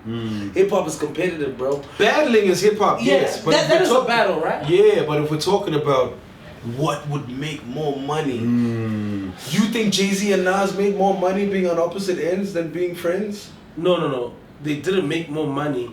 They just created so much more interest. I'm not sure if hype. Hype. Hype, sure. So hype, interest, those are things you can use to capitalize on and make more money. Do you know what I'm saying? Hey, I responded as a tweet. I know what you're talking about. I responded my aggression and my dislike publicly, which is what beef is, right? It's to say, yo, I don't fuck with you and your fundamentals, and I'm telling you publicly. And you're saying, I don't fuck with you and your fundamentals, and I'm telling you publicly. Then everybody who fucks with me and everybody who fucks with you look at each other in the eye and say, listen up, I've picked my fights, or what they say, right? And that's when we push the sales and go with the aggression. But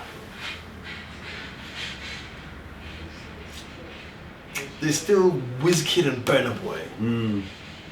Look at what Davido. Look at what comes, dog, when niggas come together, dog. I know. Man, they made an average ass record. And I hate to say this, but like in a lot of times, you know, those were some of the things that made me want to like walk away from hip hop. I think at that age was some of the toxicity, because then in some instances I was like, "Ish, man, hey." Rapping in your toxicity, you know, like, you know, you start looking at the misogyny different. You know what I'm saying? You start looking at the need for beef and fights differently. You know what I mean? And it's like, yo, like if you go listen to rap music, if we're being honest, dog, there's a lot of drug raps, Yeah, for gun sure. raps. Yeah, I'm gonna kill the ops. I'm gonna shoot the ops, and then Takeoff dies, and then we're all sad. Just like, but why? You guys are hard why you all the sad? time. But why you sad? Yeah. You're encouraging niggas shooting each other and taking drugs all the time. You know what I mean? And then Pop Smoke dies. You know, and then Nipsey Hussle dies. Yeah. Then you ask yourself, wait a minute, why are you niggas crying?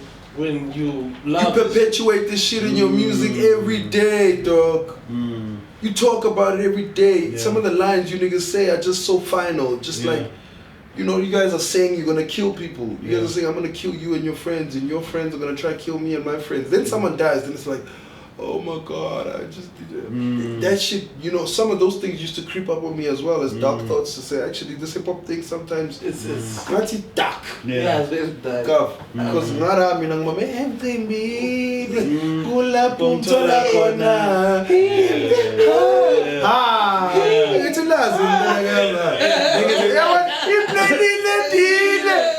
what's that song about? Nothing. The plane just landed. The plane just landed. That's all I care about. You know So then I started feeling like, ay man, ngapha ngathi kumnandi, ay ngapha siyadubula. Akuna drama lapho. Ay ngapha i-beef. Nothing works without beef. the first person to ever say that to me was Shishiliza. He says to me, "We're the Major League House there." You know, it's like, yo, dog, this hip hop thing, it's too much. It's too much stress. It's too much beef. You know, Dog. it's too much beef. Bro, so I mean, I'm also quite curious in terms of what did hip hop do for you as a person? Like, what? Because I want to draw a contrast between what hip hop did for you and what Amapiano did for you. If you'd asked to coin that, what did hip hop do for you? Hip hop raised me, man. Yeah.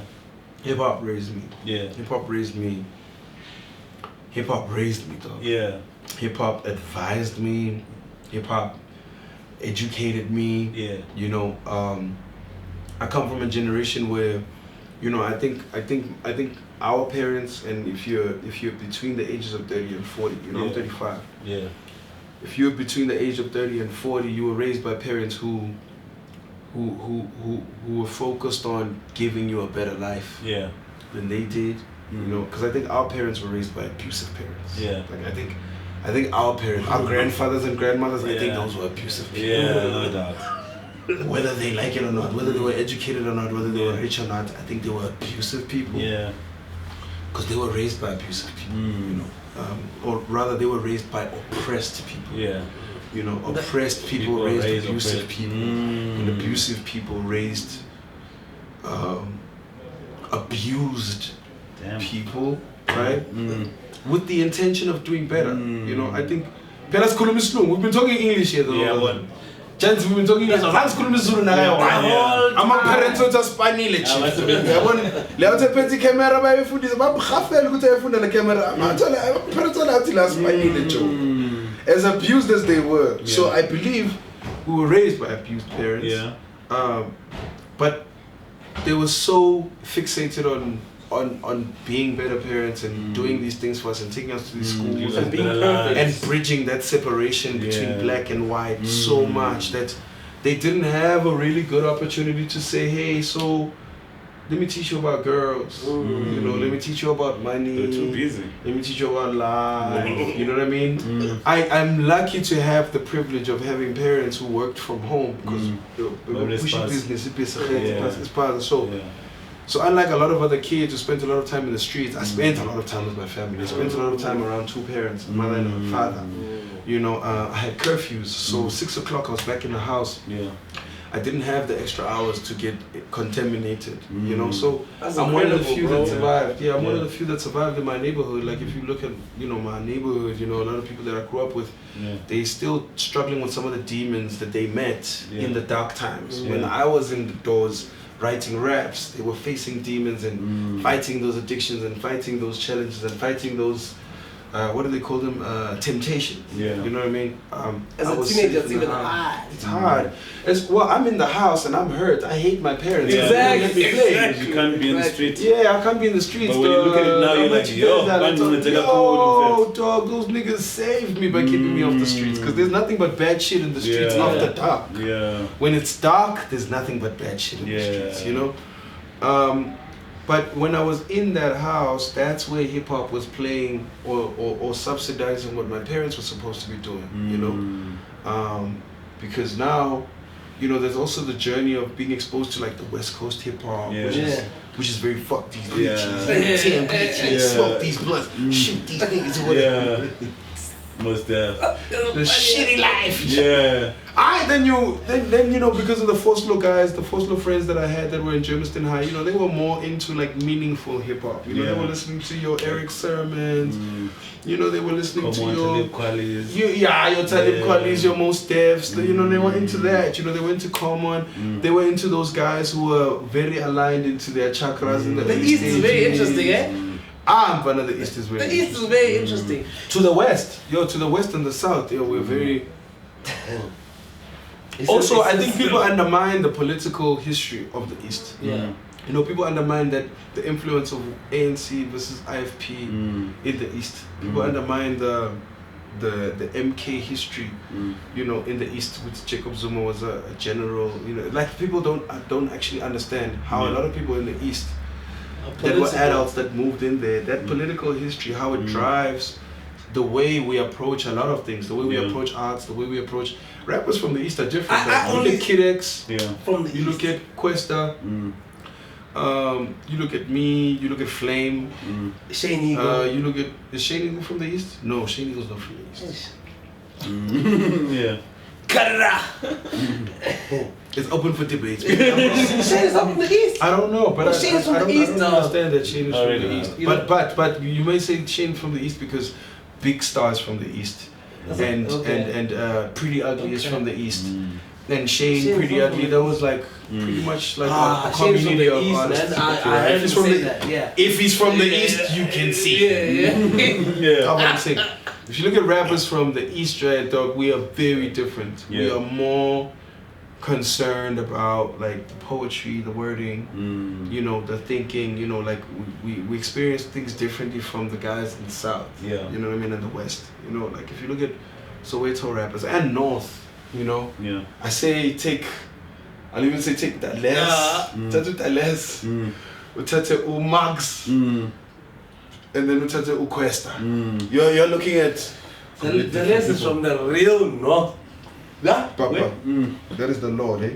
I'll never forget Major League saying, my brother, we saw Les do it. Yeah. You know, those niggas said he used to ask Les to come pick them up from school. Yeah. Just so they can be seen. With Les. I'm moving with that Les. Les you guys don't understand. Leslie, my big 313. Bryanston Drive.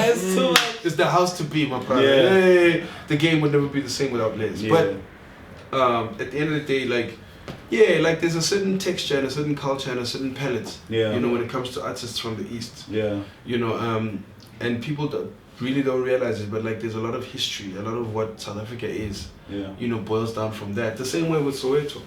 You know, in fact, all these areas, if you really think about it, you know, Soweto historically has a very rich history. Yeah, no, Very it's too rich much. history, yeah. And so those artists will always have a very rich, you know, place to take from, insert and release. And let us, Same with us, and you it know. never dries. And I think the there's North, just enough going on. and even better, the North represents, you know, what West people Bible. who came from those environments got to succeed and become. You know, like, you know, Les's parents are people, they're black. You know, they come from that progression and growing. This nigga said Liz's parents are black. Like black, dog.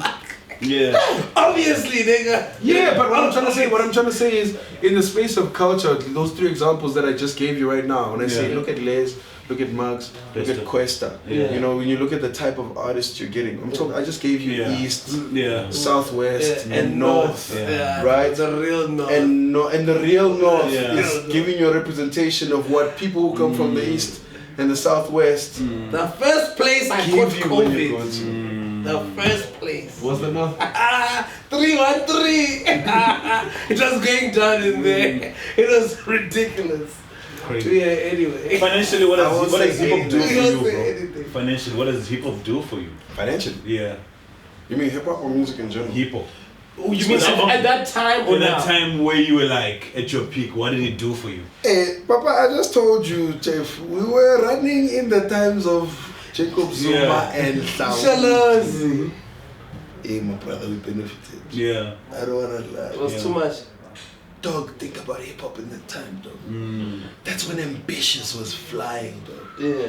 That's Mabala when Nice. fucking Mabala Noise was flying, dog. Yeah. Skanda was just at its peak at that time, dog. Yeah. You know what I mean? Yeah. Family Dog, Tree we were still. all charming. Family Tree was also charming. Dog, everybody was charming. There was no one in that time who was not charming. Yeah, there was a lot of money flying We around. made a lot of money, dog. We made a lot of money. We bought PMs and crashed them and bought new ones over and over The again. person that dog. really showed that for me, I was Riky. Yeah, Makaro. When Makaro went on air and said, fuck radio. Yes, like yo, hold on, And hold on, still hold on. survived. Hold on. You're doing too much. You're doing too much. When his birthday pulled up with a GT, what a white whip. My man was dressed in white. He dropped the next music video. Showed up His 3 fur, hours he late says for his own thing. He had a 500,000 rand. Yo. He had a 500,000 rand fur coat. Yo, in the music video. yo. The coat was more expensive than the video. Yo, the coat, even in the video. I wonder where that coat is because he wanted to auction it and give the money away to charity. Do you understand what I'm saying? Yeah. Like, the nigga was asking his family for 500,000 to buy a coat. Eesh. When I saw, when we watched the video, look at the fur. You know, when the bruise on stage like this, just look at the fur, it's like, the first thing too much. Yeah. You know, it was a lot. Hip hop did a lot for me. Hip hop, and let me tell you, hip hop did a lot for piano. Hip hop is doing a lot for piano. Yeah, no, Hip-hop it is. doing a lot for piano. Youngster. That as well, but just if you look at how niggas are pushing hip hop and pushing piano, it's a lot of hip hop attitude in it. First from the presentation, you know, the presentation is completely Hip hop. Yeah. Hip hop. We dress like taxi drivers for fun. We dress quite all for fun. We dress, you know, like for fun. We do South African clothing and style for fun. Yeah. You know, take a picture at Konka on Sunday and post it on the internet and say, guess what country this is? You won't know, Chief. Yeah. You won't know. You won't say this is South Africa. There's nothing there that says this is South Africa. It's Hennessy, it's bottles, it's Gucci's, Louis V's. You can't guess what country it is. You can't even say that's Africa. It's Konka, Chief. Take a picture of the parking lot at Konka on a Sunday. There's nothing there that tells you that this is South Africa. You know, so hip hop influenced a lot, dog. Yeah. Even the way the Brews are thinking, they're moving, how they're being aggressive against the record labels. Yeah, those are moves hip hop they artists understand. did first. They understand the incident. And it's only safe because, you know, hip hop was the first to do it. Yeah. As black culture. Before you came, we were watching the Riky freestyle. The reason why I brought that up is we were watching the Riky freestyle on which one? On Rhymes and Reason. Oh, I'm not sure. That might be the best Riky freestyle I've ever during seen. COVID, during lockdown. And you know what makes it incredible? Yeah. It's not the most lyrical thing. I get it now. It's not. I only got it now. Let me tell you, I only got it when he died. I said, oh fuck, when we did a freestyle, let me post this. Whatever. It's only now when I get it, dog. It's only, now when you listen to that freestyle, dog. Yeah. Yo. And he speaks to some of the things you're saying right now. Sometimes I think you niggas wish I would die. Yeah. That's what he says in that verse. It's wild, bro. That's what he said in that verse. It's a wild verse. How you giving hate to the nigga that kept you alive, dog? Oh my God. You feel me? Oh my God. Oh, that thing hurt so much when I watched it after he died. Yeah. God, it's like, yo, this guy was so loaded in his music. And it's sad because you literally saying exactly what I was saying to him in that interview. I was saying, dog, you've never been the most creative with the punchlines, the most creative with the with the words and the verses and whatever. You weren't really. That wasn't really your pocket. That was. Which one was it? The messaging. The truth. Riky was just so honest. Yeah. A lot of the stuff when you listen to it, you think this guy's just talking rap. He says. But now that I think about it, I'm like, yo, Emina, this guy was actually just being honest. He said he grew up on Tupac. He grew up on Tupac. Tupac was a straightforward rapper. He was not Jay-Z. He was not Nas. He hated those niggas. To him, those niggas were lying. In fact, Tupac found hip-hop boring. He was like, you rappers are just... What is this thing that you're talking about? Me, I'm talking LA life. Yeah. I'm pushing the LA. lifestyle. This is what's happening on the ground. I'm telling niggas about what's happening out there. You rappers are just, what's this? Mob Deep. Fuck Mob Deep. You know, Tupac was fuck Jay-Z. Fuck that little nigga Nas. Fuck Nas. Fuck you fucking New York niggas. You niggas just... And that was Riky, dog. Riky to him, let the 11 years that used to piss him off. Also, he lived the life you guys were always talking about. He lived his whole life. So he was just like, you guys are just, you got it the wrong way, dog. Let's talk about real shit, dog. He's talking about real shit. He was flashing a Rari when he was down bad. When Riky was showing you those Ferrari keys in that video, he was down bad. He was going south. He was fixing things behind the scenes. But that was Riky Rick, you know what I'm saying? He has too much. Yeah, dog. And people don't understand. Yo, a lot of what Sizwe Alakine is the embodiment of what Pro Kid, Double HP, and Riky would have done if they were one human being. You know, Riky always embraced the kids. He always embraced new energy. He always gave it to them. You know what I mean? And that's your album. When I saw your album, like that's my album. My album is there's like, not too many big I went to the kids and I said, yeah. show me. You know, I invited one kid to my session and I found myself with 8. Wow. And they were in that house for a month. We're at the Max Hotel for an entire month. Making music every day. I didn't know half those kids. But let me tell you, this album sounds the way that it is because of those kids that moved in and said, dog, here's the juice. Yeah. You know, Terai, PMD, I didn't know those kids. I didn't know those kids. The one thing I want to say to you, most piano albums, you know, when I started listening to albums, I felt like, where the fuck is the intro? Because we're coming from hip hop. When I listened to your shit, it started playing, and I was like, this ain't no intro, it's piano. But when you really listen to this, oh my god, to the Alakine way. That was some of the battles that I had to fight as an individual, actually, because laying out a piano album is not the same as laying out a hip hop album. I was about to ask you that. What's the concept? Well, hip hop is so easy because there's different, number one, different tempos. Yeah. It's not like piano. Everything is one tempo. Yeah. Shit. 111, 112, or 113. That's the tempo. So everything is the same. Yeah. 111, 112, or 113. Those are the tempos for take notes. Every piano song. Yeah. A trick is Mellow and Sleazy drop their songs at 113. So they always sound so aggressive. Because 113 is the most aggressive. And then they slow it down for you. When you play it, you have to slow it down. So it still keeps the aggression. But I digress. Yeah. Hip hop, there's a lot of genres. Yeah. Hip hop is 316 bars. Yeah. So there's a lot to sing. Yeah. There's a lot. Like any rapper has to really.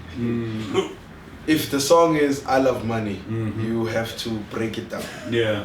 How do you love money? Why do you love money? Why do you love money? What you gonna do with your money? Where did you buy your money? This is funny enough, a part of my masterclass a lot of the time with these young kids when I meet them and they say, listen to my music. I say, dog, you know, you don't understand the privilege and the challenge that hip hop gives you because you literally have to write an essay on every subject that you choose. Like, why do you love money? You know? Yeah. Or why do you hate somebody? Yeah. You know what I mean? Composure. Yeah. That's an essay. Yeah, that was too much. That's an essay in creative writing. That's a very big lesson in creative writing. I would encourage any school to go and teach kids to go whip out the lyrics for composure and look at how a writer, you know, forget Shakespeare, how a writer can go from speaking about personal, deep, emotional things that are happening between him and his girlfriend to personal, angry, emotional things against another person. You know, but the kid is so funny. I should have took you under my wing instead of let you under my skin. You know, just those bars. You know, if we're going into a lesson in creative writing, that's why I'll always be happy to be mad at Keenan for writing whack rhymes when he does. And it'll always be a chat between us. That one is not the one. Don't tell me about that one. You know, all I know. You know, all I know. See me in the club, I'm in my office clothes. No plan B, this is all I know. Do you understand what I'm saying? Like, now we're talking about writing. You know, that's what hip hop gives you. So when you're putting together a hip hop album, you have a lot of window, you have a lot of room. You know what the producer gives you, you can take away the drums if you want. You can take away, I'm yet to make an all instrumental piano song with no drums. You're just hearing music in the background. Piano still has to go there. Yeah, for sure. We're still yet to hear a guy produce. You know, I was so impressed with Dumisho and don't forget it. Yeah. Latte. But Dumisho, when they came and they gave me Impilo, it's the last song on the album. Yeah. Impilo has strings and symphonies. Yeah. And I remember listening to that song and I said, you niggas don't realize, but like this is like where the sound might go, because you guys have added like a different layer, different elements onto the sound, dog. La Piana, it's like symphonic piano. Yeah. You know, with a lot of Afro-tech influence as well. You know, and I say, you know, if I look at what Mello and Sleazy did with Bacardi, just adding it into piano, what you guys are doing with the symphonic cinematic vibe is so beautiful, so dope. Yeah. I might do a whole album like this. You know what I'm saying? Crazy. But it's different, you know. With this side in piano, same tempo every song. Yeah. You know, that's why I had to break it with songs like Bring It Back and Yashiselo. Because then I also realized, I said, hip hop, I mean, piano influenced a lot of other sounds. So as long as I'm consistent with the lock drum, I can have other sounds just to break the feel and break the mood. You know, so in this album, my way to take you through the journey was, let's have different tempos and then let's have more singing. Because that was actually my real surprise with Alakine World, is Curation. the singing songs, the songs where I'm singing. Yeah. Let me tell you, I love being Sizwe Alakine, but let me tell you, like, there's one thing like I really, really wish for is to have an abalele. Yeah. Uvusaba. Where you sing through, Dog, Faku has a fucking classic in her hands. Scorpion Kings have a classic in their hands, dog. Because Africans really love dancing and singing. You know, that's why Kabza will always drop a song with a really good and immaculate, high quality singer. Kabza the Small drops songs with high level. Dog Msaki is not a joke. The Msaki level is a real level. The same thing Soweto level. Angelic. My man. It's ridiculous. Hey, my man. If we have to keep it 100, like, dog, it's not just songs anymore, dog. Like, that guy's dropping songs with real singers that touch Africans in a very deep and the shit is beyond. Beyond. So when I have to make an album, I had to care about that with piano. You know, because Kabza, then what Kabza does when you listen to Kabza's album, emotion is that classic vocal piano. And then at the end, skicha.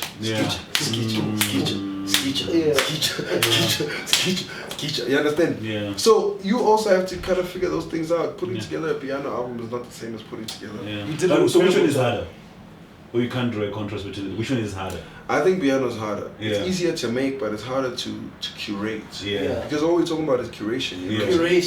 Curation is a very important thing, because and if there's anybody out there who doesn't understand what we mean by curation, go listen to any album you like and know very well on shuffle. It doesn't sound the same. It doesn't sound the same. And tomorrow, shuffle it again and get a new shuffle.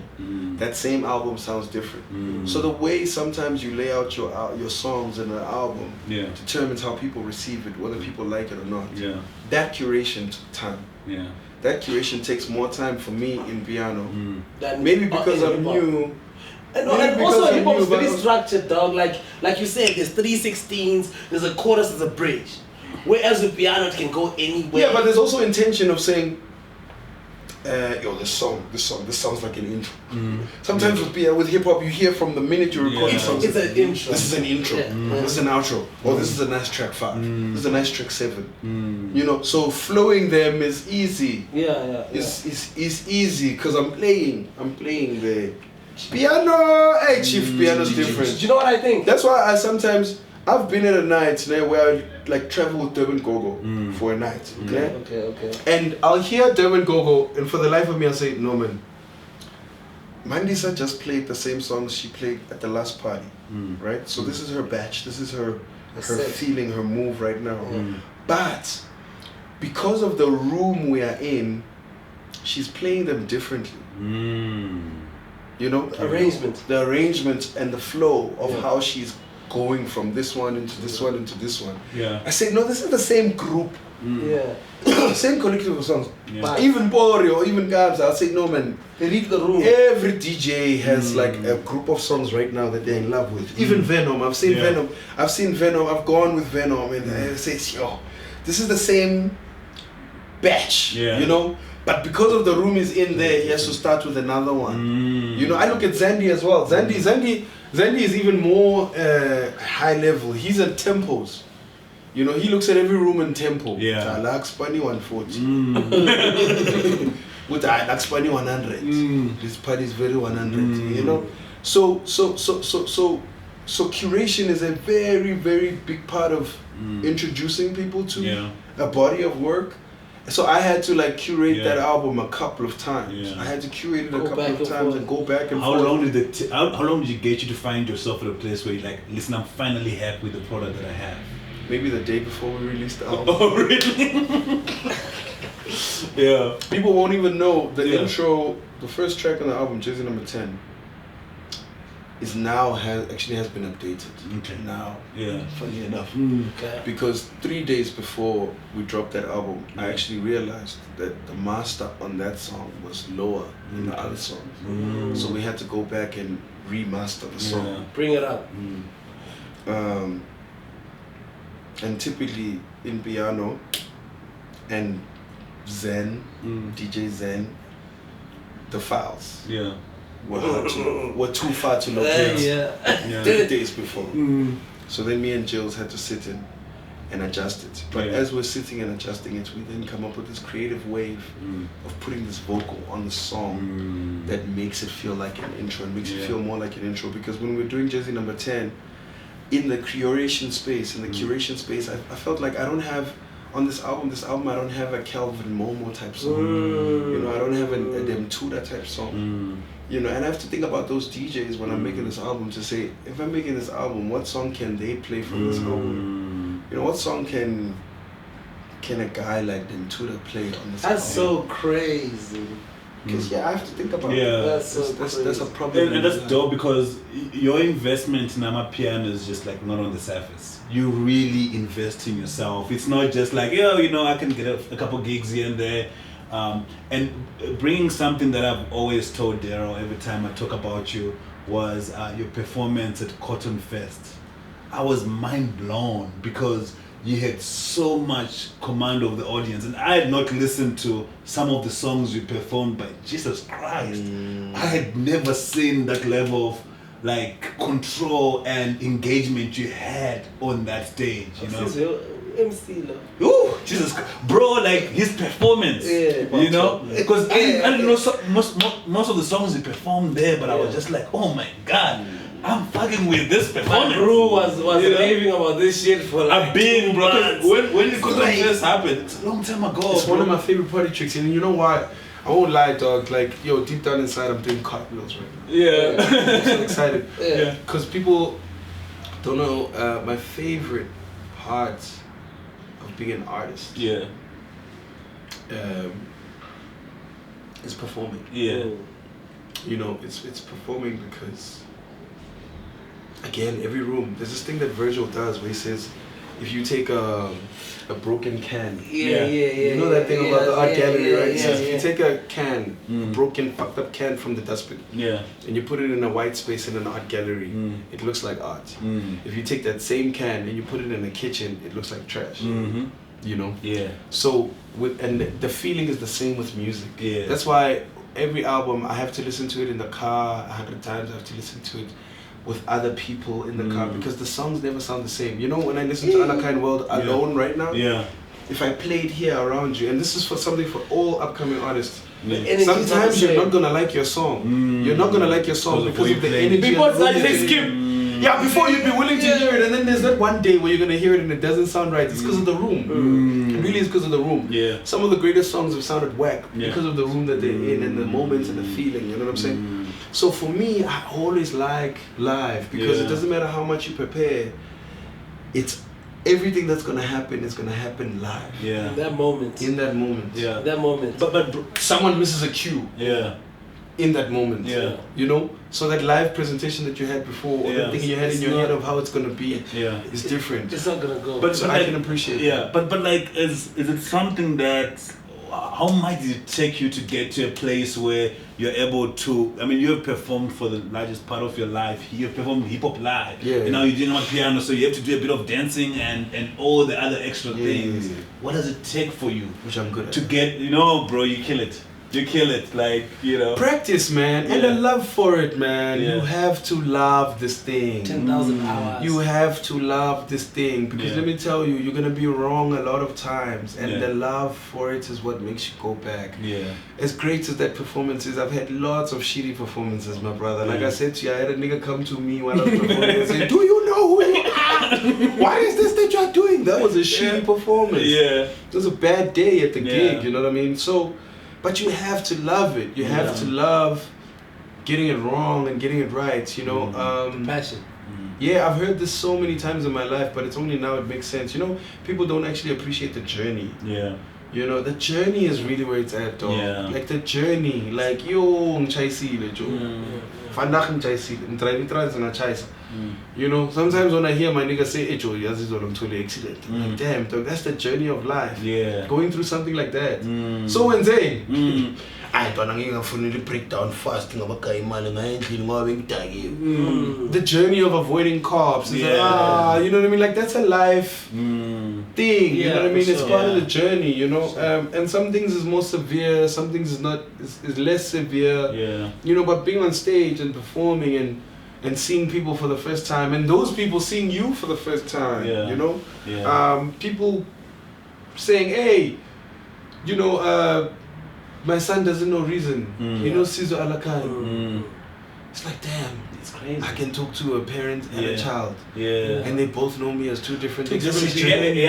Bro, I think for me, I hate to say this because I'm worried I might not get a chance to say this.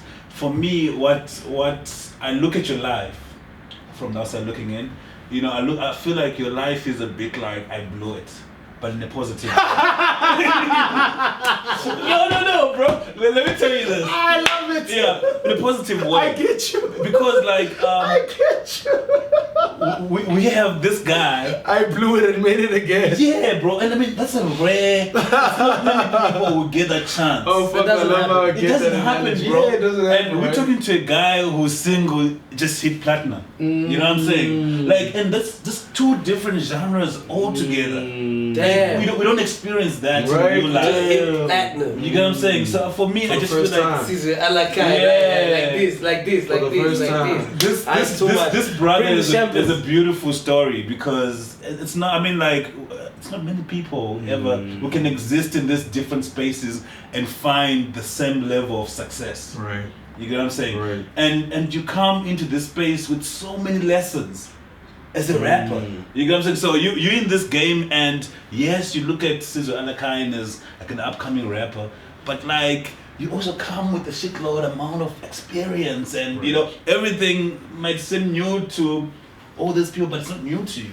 So for me, I'm just like really blown away by your life, because I feel like it's such a beautiful, eccentric life, because not many people get to exist in the way you live. The second you're literally living your life twice, you know, like, you know, right. and it's beautiful to see. So I'm mind blown by it. I wish you had flowers for him, man. Just you know, he deserves it. Like, he deserves it. Yeah. I won't lie. I think my flowers are gonna come from. You know, nothing. You know, sometimes when I look at like some of these big time artists, like these days, this generation. And you hear them say, "Yo, man, I saw, you know, Jay-Z is my influence, Kim is my influence, whatever." I won't lie, like deep down inside, I think I'm waiting for those flowers. You know, I'm waiting to see one day, like some big time superstar in South Africa to say, "Dog, I saw that, bro." You know, I think that's where my flowers are gonna come from. You know, I think deep down inside, that's what really excites me, and that's something I maybe have learned from like a guy like Kabza.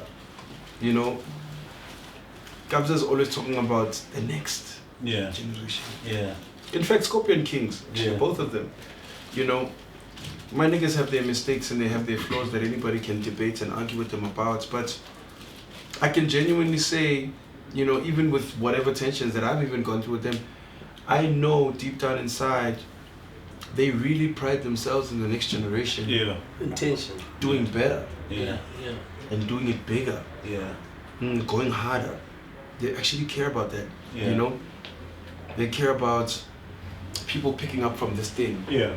And saying, no, me, I got what that guy did. Yeah. I did what that guy did. Yeah. I did more. Yeah. You know, that's really like a thing for me. Like, man, I don't think anything will ever. Yeah. You know, I remember just the other day I heard, funny enough, it was such a small win for me in my own corner.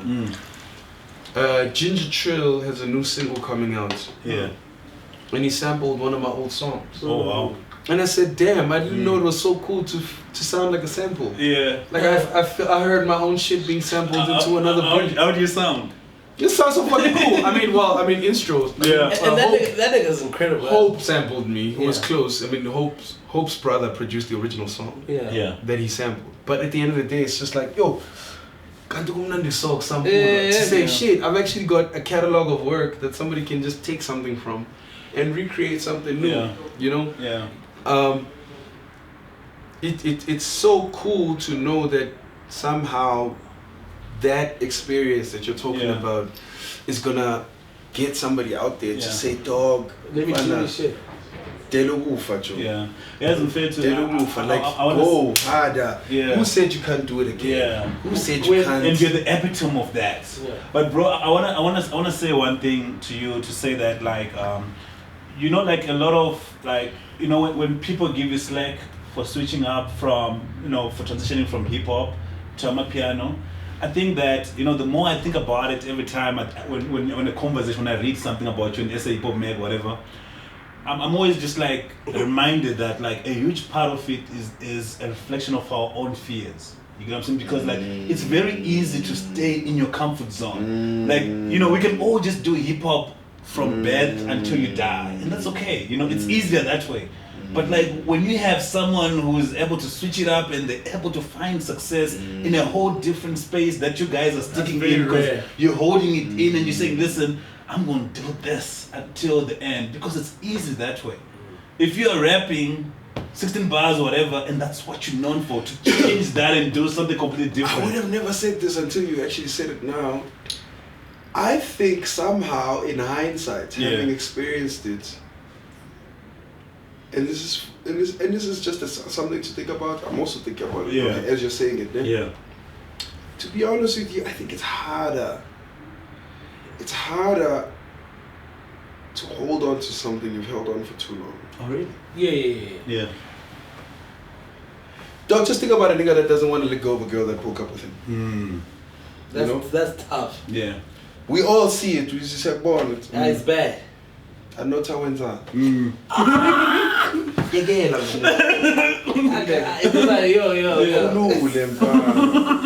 know, I've been there, bro. Yeah. It's hard. Yeah. To let go, but it's actually harder to hold on to. It's harder to hold on to something that doesn't want you anymore. It's harder to hold on to something that's rejecting you, to something that's pushing you away, to something that says it's over. Yeah. You know, one thing I've learned in life, it's actually easier and better for you to embrace something new, because that's just really what life is, change. Just embrace it. Improvisation. Imagine if we held on to candles and we didn't want to move on to lights. It's bad. Imagine how much harder life would be, dog. It's funny technology. I say funny electricity. It's funny makangena. It's like funny wax. It's funny wax. It's funny malafi. I see funny electronic cars, funny petrol. Life is hard, dog. We're going through stage 4. Yeah. And life is always harder when you hold on to the past. If there's one thing I can tell you right now, dog, let me tell you, I don't even remember the criticism anymore. I remember the first week of it. I'll tell you now, I remember the first week of people saying, hey, what the fuck is this? You're selling out. That's the only part I remember. The first week from the day I put up the live with me and Maphorisa and we played Kandashisa. That first week was the last bit of hate I remember, dog. Doesn't matter how much hate I'll read on any comment or blog, I never remember it because immediately after that I either bump into somebody in person who reminds me of the love I get, or I read a comment after that reminds me of the love. The love is just overpowering all the hate. Doesn't matter how much you don't like it, right? And I'm telling you, dog, if there's one thing I've realized, being able to move on is very important. My brother. It's very important. It's key, dog. It's key, dog. Imagine if Jay-Z held on to Rockefeller. Damn, You'd be very Rock I love Dame. Dame held on to Rockefeller, it seems. And I could be wrong, because I respect Dame too. I love Dame. Like, you know what I mean? He wasn't From the outside looking in, based on his context, I can argue. He's like, so you can go and look at people and say, I know you're holding on to the past. Come on, dog. That's wrong. Yo, hold on. Yeah. So you had I don't know if you spoke about it. If you spoke about ghostwriting, but like Daliwonga was saying, yo, this shit ain't cool. You saying you wrote what's that record? No, he wasn't talking about that record. He was talking about other records. He was talking about he was actually talking about some Kamu records. He was addressing. But he wasn't coming for you? No. Dali was not coming for me. Oh, and funny enough, it's so funny because Bash called me that morning. He said, call Dali there. I said, I called Dali. Dali was like, I was with you last night writing a song for someone else together, which is true. Yeah. So no, he wasn't coming for me. He wasn't coming for me. Okay, so are you still working with Porty? No, I'm not, but not because of bad blood. Just it's just time. Yeah. Hey dog, as soon as Porty became Matumani, it's with Tumani. Yeah, I feel you. Okay. Same as when Sizwe became Sizwe Alakine. Yeah, it's been Sizwe time. So, what's been your biggest business lesson so far? I'm still learning. You've been in the game for 10 years? I'm still learning it. Counting from the time you blew up. 10 years? I'm still learning it. You're still learning? I'm still learning it, man. Your biggest lesson? I'm still learning it. Believe it or not, I'm still learning it. I can closely say 15, close to 20 years, but I'm still learning it. And I can preach I'm still learning it because, again, for everybody who's watching, it's possible that Cassper learned it quicker than I did. Yeah. You know, or KO learned it quicker than I did. But me, as an individual, I'm still learning it. But so far, so far, to this point, like, what's the lesson that you feel like, yo, I can share this? Because there's a lot of young. I'm freestyling, but in the moment, what God is telling me to tell you, respect time. Respect time. Yeah. Respect time for your meetings. Respect time for delivery. Yeah. Respect time for a service when a service needs to be delivered. If you think about it, time. If you answer the question of time, you actually get a lot of good business. Yeah. If you deliver on time, you show up on time for a meeting. You respond on time. Whatever service it is. I could be asking you for an edit. Yeah. If you delivered it on the time that you said you're going to deliver it, good business. Yeah. You'll always be in good business. You heard that? Time. You heard that? You heard that? You heard that? Yeah. What time's the interview? Yeah. The interview's at 12. Okay, let's get there at 12. Yeah. You know? I also remembered I was a more productive human being when I used to wake up earlier. Yeah. You know, there was a time when I was married. What time do you wake up now? Piano's fucking me up. Everybody else is playing piano. To be up. Yeah, I'm moving at piano time. So now what I've done is I have days for piano time and I have days for real time. Yeah. Piano time. So piano time. Everyone is sleeping now. Yeah. They're sleeping. It's afternoon right now. What's the time? It's 12 time there. It's wild. Piano time. Hey, don't talk to any We need to put this on the internet on Google and it's going now. Piano time. We must put time. American, South Africa, piano time. Yeah. Your top 3 favorite songs on Alkaline World. Alkaline World. Top 3 favorite. Number 1, Daga. Mm-hmm. It's always been my favorite song on the album. Yeah. I also don't know why. Mm-hmm. Daga is definitely my favorite song. Also because I was chasing the melodic Sizwe Alakine so much for this album. Because everybody's king of rap piano, but deep down inside, the singing is where I was going for. So Daga definitely. Yeah.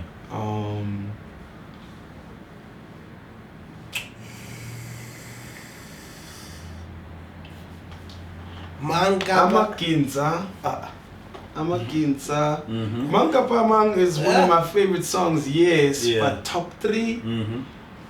Only because Manga Pamang was actually the first song I made on the album. It's the oldest song on the album. I thought that was too much. That was when me and Maphorisa were trying to find a voice for Sizwe Alakine, and he introduced me to melody. But this is too much. Manga Pamang, Yo, Manga Pamang was there. Wait, I need to find this because now I want to know which ones are my favorite as well. So definitely Ntaga, definitely Amakinza, only because I got to work with Kabza the Small, you know, bring it back, a deeper feel. So now I'm caught up between Bring It Back and Nyashiselo. Bro, I was so annoyed when I realized that Amapiano 6 is a song that you featured on. Because when I first said, I was like, this is Reason's song, until, I saw, oh my God. I was Sizwe Alakine. Yeah. My bad. Thank you. Sizwe Alakine. But it's true. I was so annoyed because it felt like it's your joy. Well, it was. I mean, it is. It is because it was a song. It was actually me and Fello's song. Yeah. It's actually me and Fello's song. How did you? So in the early stages of doing this thing, when I was moving with Bori. Yeah. So we started with me and him. Yeah. We pushed. He helped me get the voice, helped me get the flows, helped me find the pockets. Yeah. Then after that, he said, okay, sharp, now you must go work with others.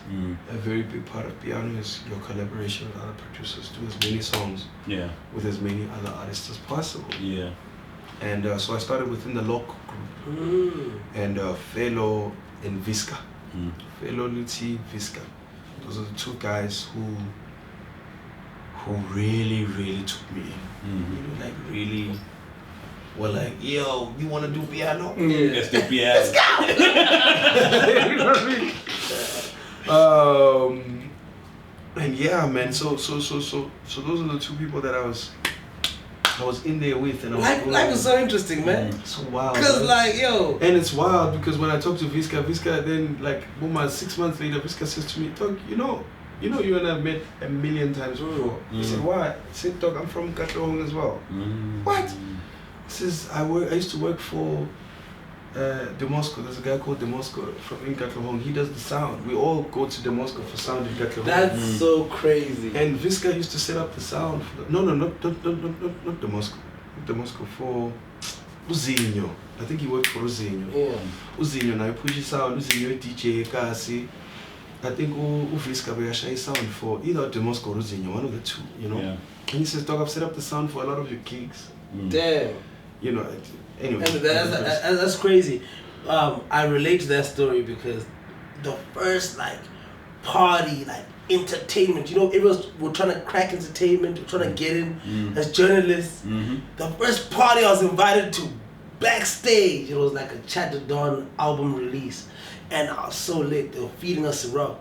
And I saw Reason. I started rapping, rapping his verse. Like, yo, I love your shit. I started rapping. He says, "This is launch in Pretoria." Yeah, he said, "Stop that shit, nigga. Tell them niggas stop that shit." Yeah. You know what I mean? What are your top 5 favorite? What are your top 5 SA hip hop artists of all time? They all dead. All the dead homies. Yeah, stop it. Flabba, Jabba, Pro. Who else is dead? That's fucking crazy. Stop it. Yo, all my top 5s are dead, bro. Yeah. Yo, don't do that. You see, you're fucking sorry. it up. Let me tell you. I'm sorry. This nigga spoke about. This nigga spoke about playing the game, right?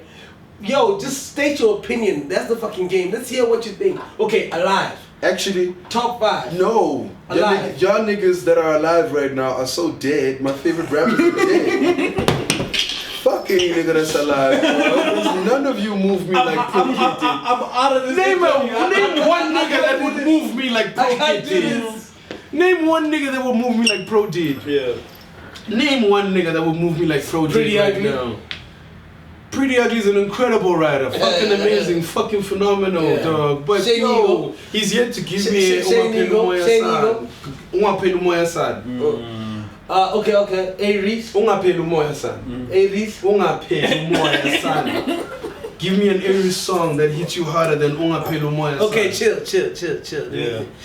My answer for all of them but that record was solo. You know what I mean? Solo. Hey, why are all the rappers turning into vernacular rappers now? Or because the space is vacant? I think we're just becoming more in touch with ourselves. No, but we always had niggas. Let me tell you, if there's one thing I think South Africans are going through for real, of all the debates and criticism I can have, even with South African hip hop, is that somehow we're starting to shave away the Americanism. We've discovered that it doesn't really. There was a time where you had to be American to sell. You had to be American to be big time in South Africa. You know, and now it's more lucrative to be more African. Yeah, you know. The biggest verse in the country right now.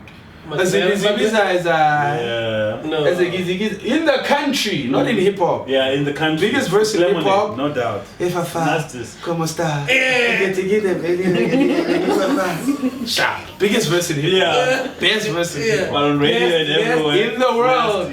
But that's still not vernacular. It's not vernacular, but it's African. It's African. It's an African vibe. It's an African thing, that one. It's an African thing. You can't do it anywhere else. It is. You guys can diss nasty for being American all you want. And hey, baba. But that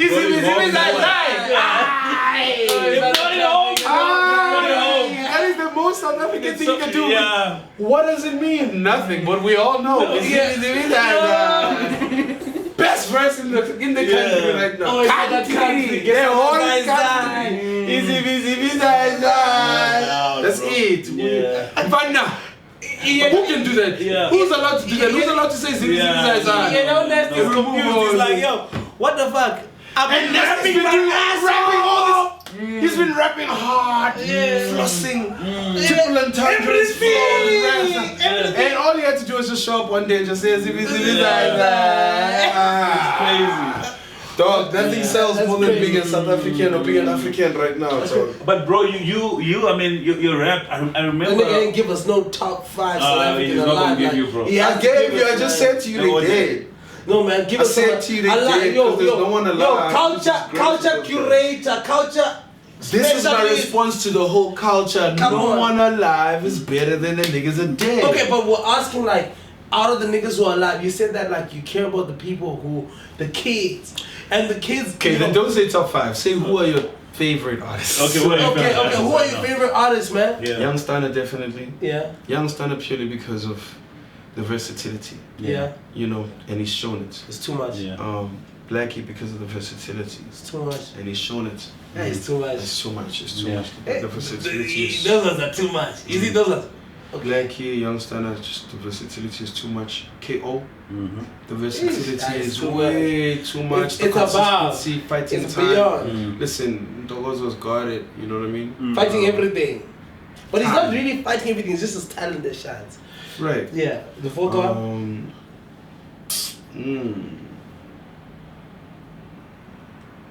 Rappers. No. I mean, top 5 favorite artists. Even the whole country is not thinking they're talking to reason because they're thinking like, we asked them rappers. You mentioned the Amapiano artists. We know those guys are also rappers, but like they're known for Amapiano, so it's fine. Just continue. Yeah, but where I'm coming from, I'm saying fuck that shit. Yeah. Because when I'm performing at artists. Yeah. I think people need to dead that concept. The fourth one. That's causing problems. No, artists. Damn. Oh my god. Yeah, let's go. Actually, Kabza. It's too much. Kabza. It's too Kabza, the smalls. It's too much. One of the most versatile motherfuckers in this country, dog. No. Most gifted. Most gifted. Most gifting. It's abnormal. Most gifting. Most Adago. That's brilliant. That's brilliant. Kabelo Mota Bafetu. Tell them why. Yeah, because Kabelo Mota opens his door to talented people. You know, and he always goes out of his way to make them comfortable. It's easy to like put on like. Let me tell you how. Yeah, let me tell you how Kabza make a song with Musaki. People will always or maybe at Faku or whatever. Yeah. People will always have that chop of saying, You know, like I have conversations with artists outside of piano, great singers, talented singers, you know, and they say, "Dog, why am I jumping? I want shying one, you know, I would choose about rich, you know, they'll say, but I can't land on the sound, I can't grasp the sound, this tempo, whatever, you know." And I always say, dog, you know what? I appreciate things like that about people like Kabza, because so how Kabza does is he will let you do you. Yeah. You're going into the studio to record you and the way that you do it. But he will mold that. Sit with that file and bring it back to where it needs to be. Or bring it back to where you need to be. Almost like remixing you back into the original. Is that still a producer? Is that an engineer? What is that? Yo, that's a producer. That's definitely a producer, dog. That's a producer, that's a beat maker, that's a... Also an engineer, right? Yeah, well, I mean, engineering just speaks to the engineering of all the sounds that have been put together. But what we're talking about is a person who's, I think, producing your vocal into a sound, a certain genre. You know what I'm saying? Because I'm saying to you, dog, come as you are. If you sing R&B, sing R&B as you would any other place in your own studio. Just sing that R&B the way that you want to. Then give it to me. Do everything and then we share me. That's a genius. That's a fucking genius. You got what I'm saying? Yeah. That guy is not saying, no, you must jump on this sound. Like, no. He's saying, listen.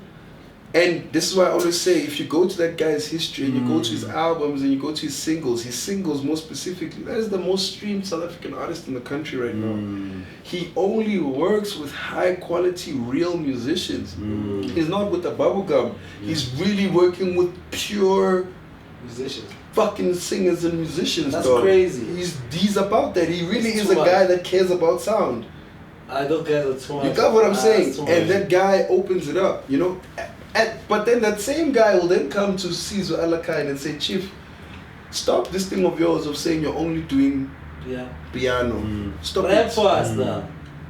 Do everything. Yeah. Give people what they want. If people want you to rap, just go fucking rap. Yeah. If people want you to go sing, go sing. We get what you want to do. That's cool. You're doing what you want to do. But sometimes you must actually listen to what the people want you to do.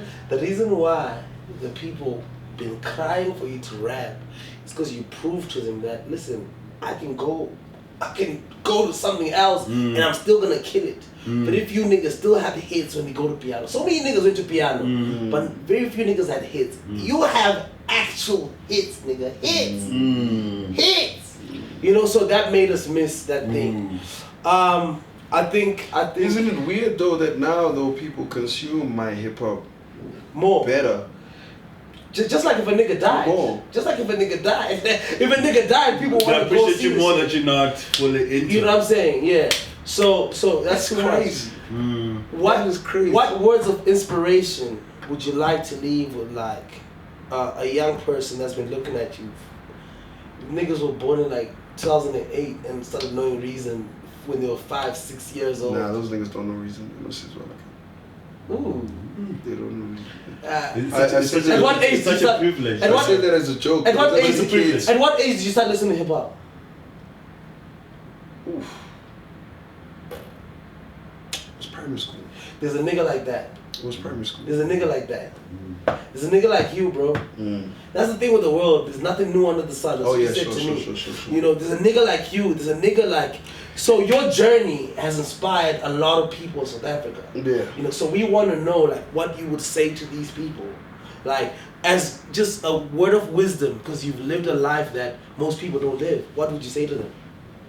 I think it's literally what I said earlier, man. Make a better Sizwe Alakine. We need a better, bigger, you know, if possible, whoever you are out there, if you can actually take all of us and put us together, into all of the success and put it together. You know, we need more black coffees. We can't have one black coffee. We need 10 black coffees at the same time. You know, we need 10 blackies at the same time. We need 10 big Zulus at the same time. We need a lot of successful, shining and bright stars glowing at the same time. You know, and fundamentally, you know, if there's one thing that we all have a responsibility as South Africans, is to leave South Africa and take South Africa to the rest of the continent. Like, we have to. We have to. Afrobeat did it. The Nigerians did it, dog. They took their sound out of Nigeria and took it to the rest of the world. We started making Afrobeats. Lemonade is one of the biggest songs in the country. It's Afrobeats. Sete is one of the biggest songs in the country. It's Afrobeats.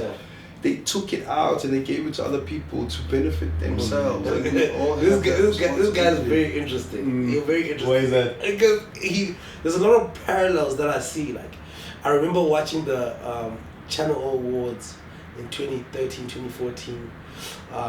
It was in South Africa, I think it was 2014.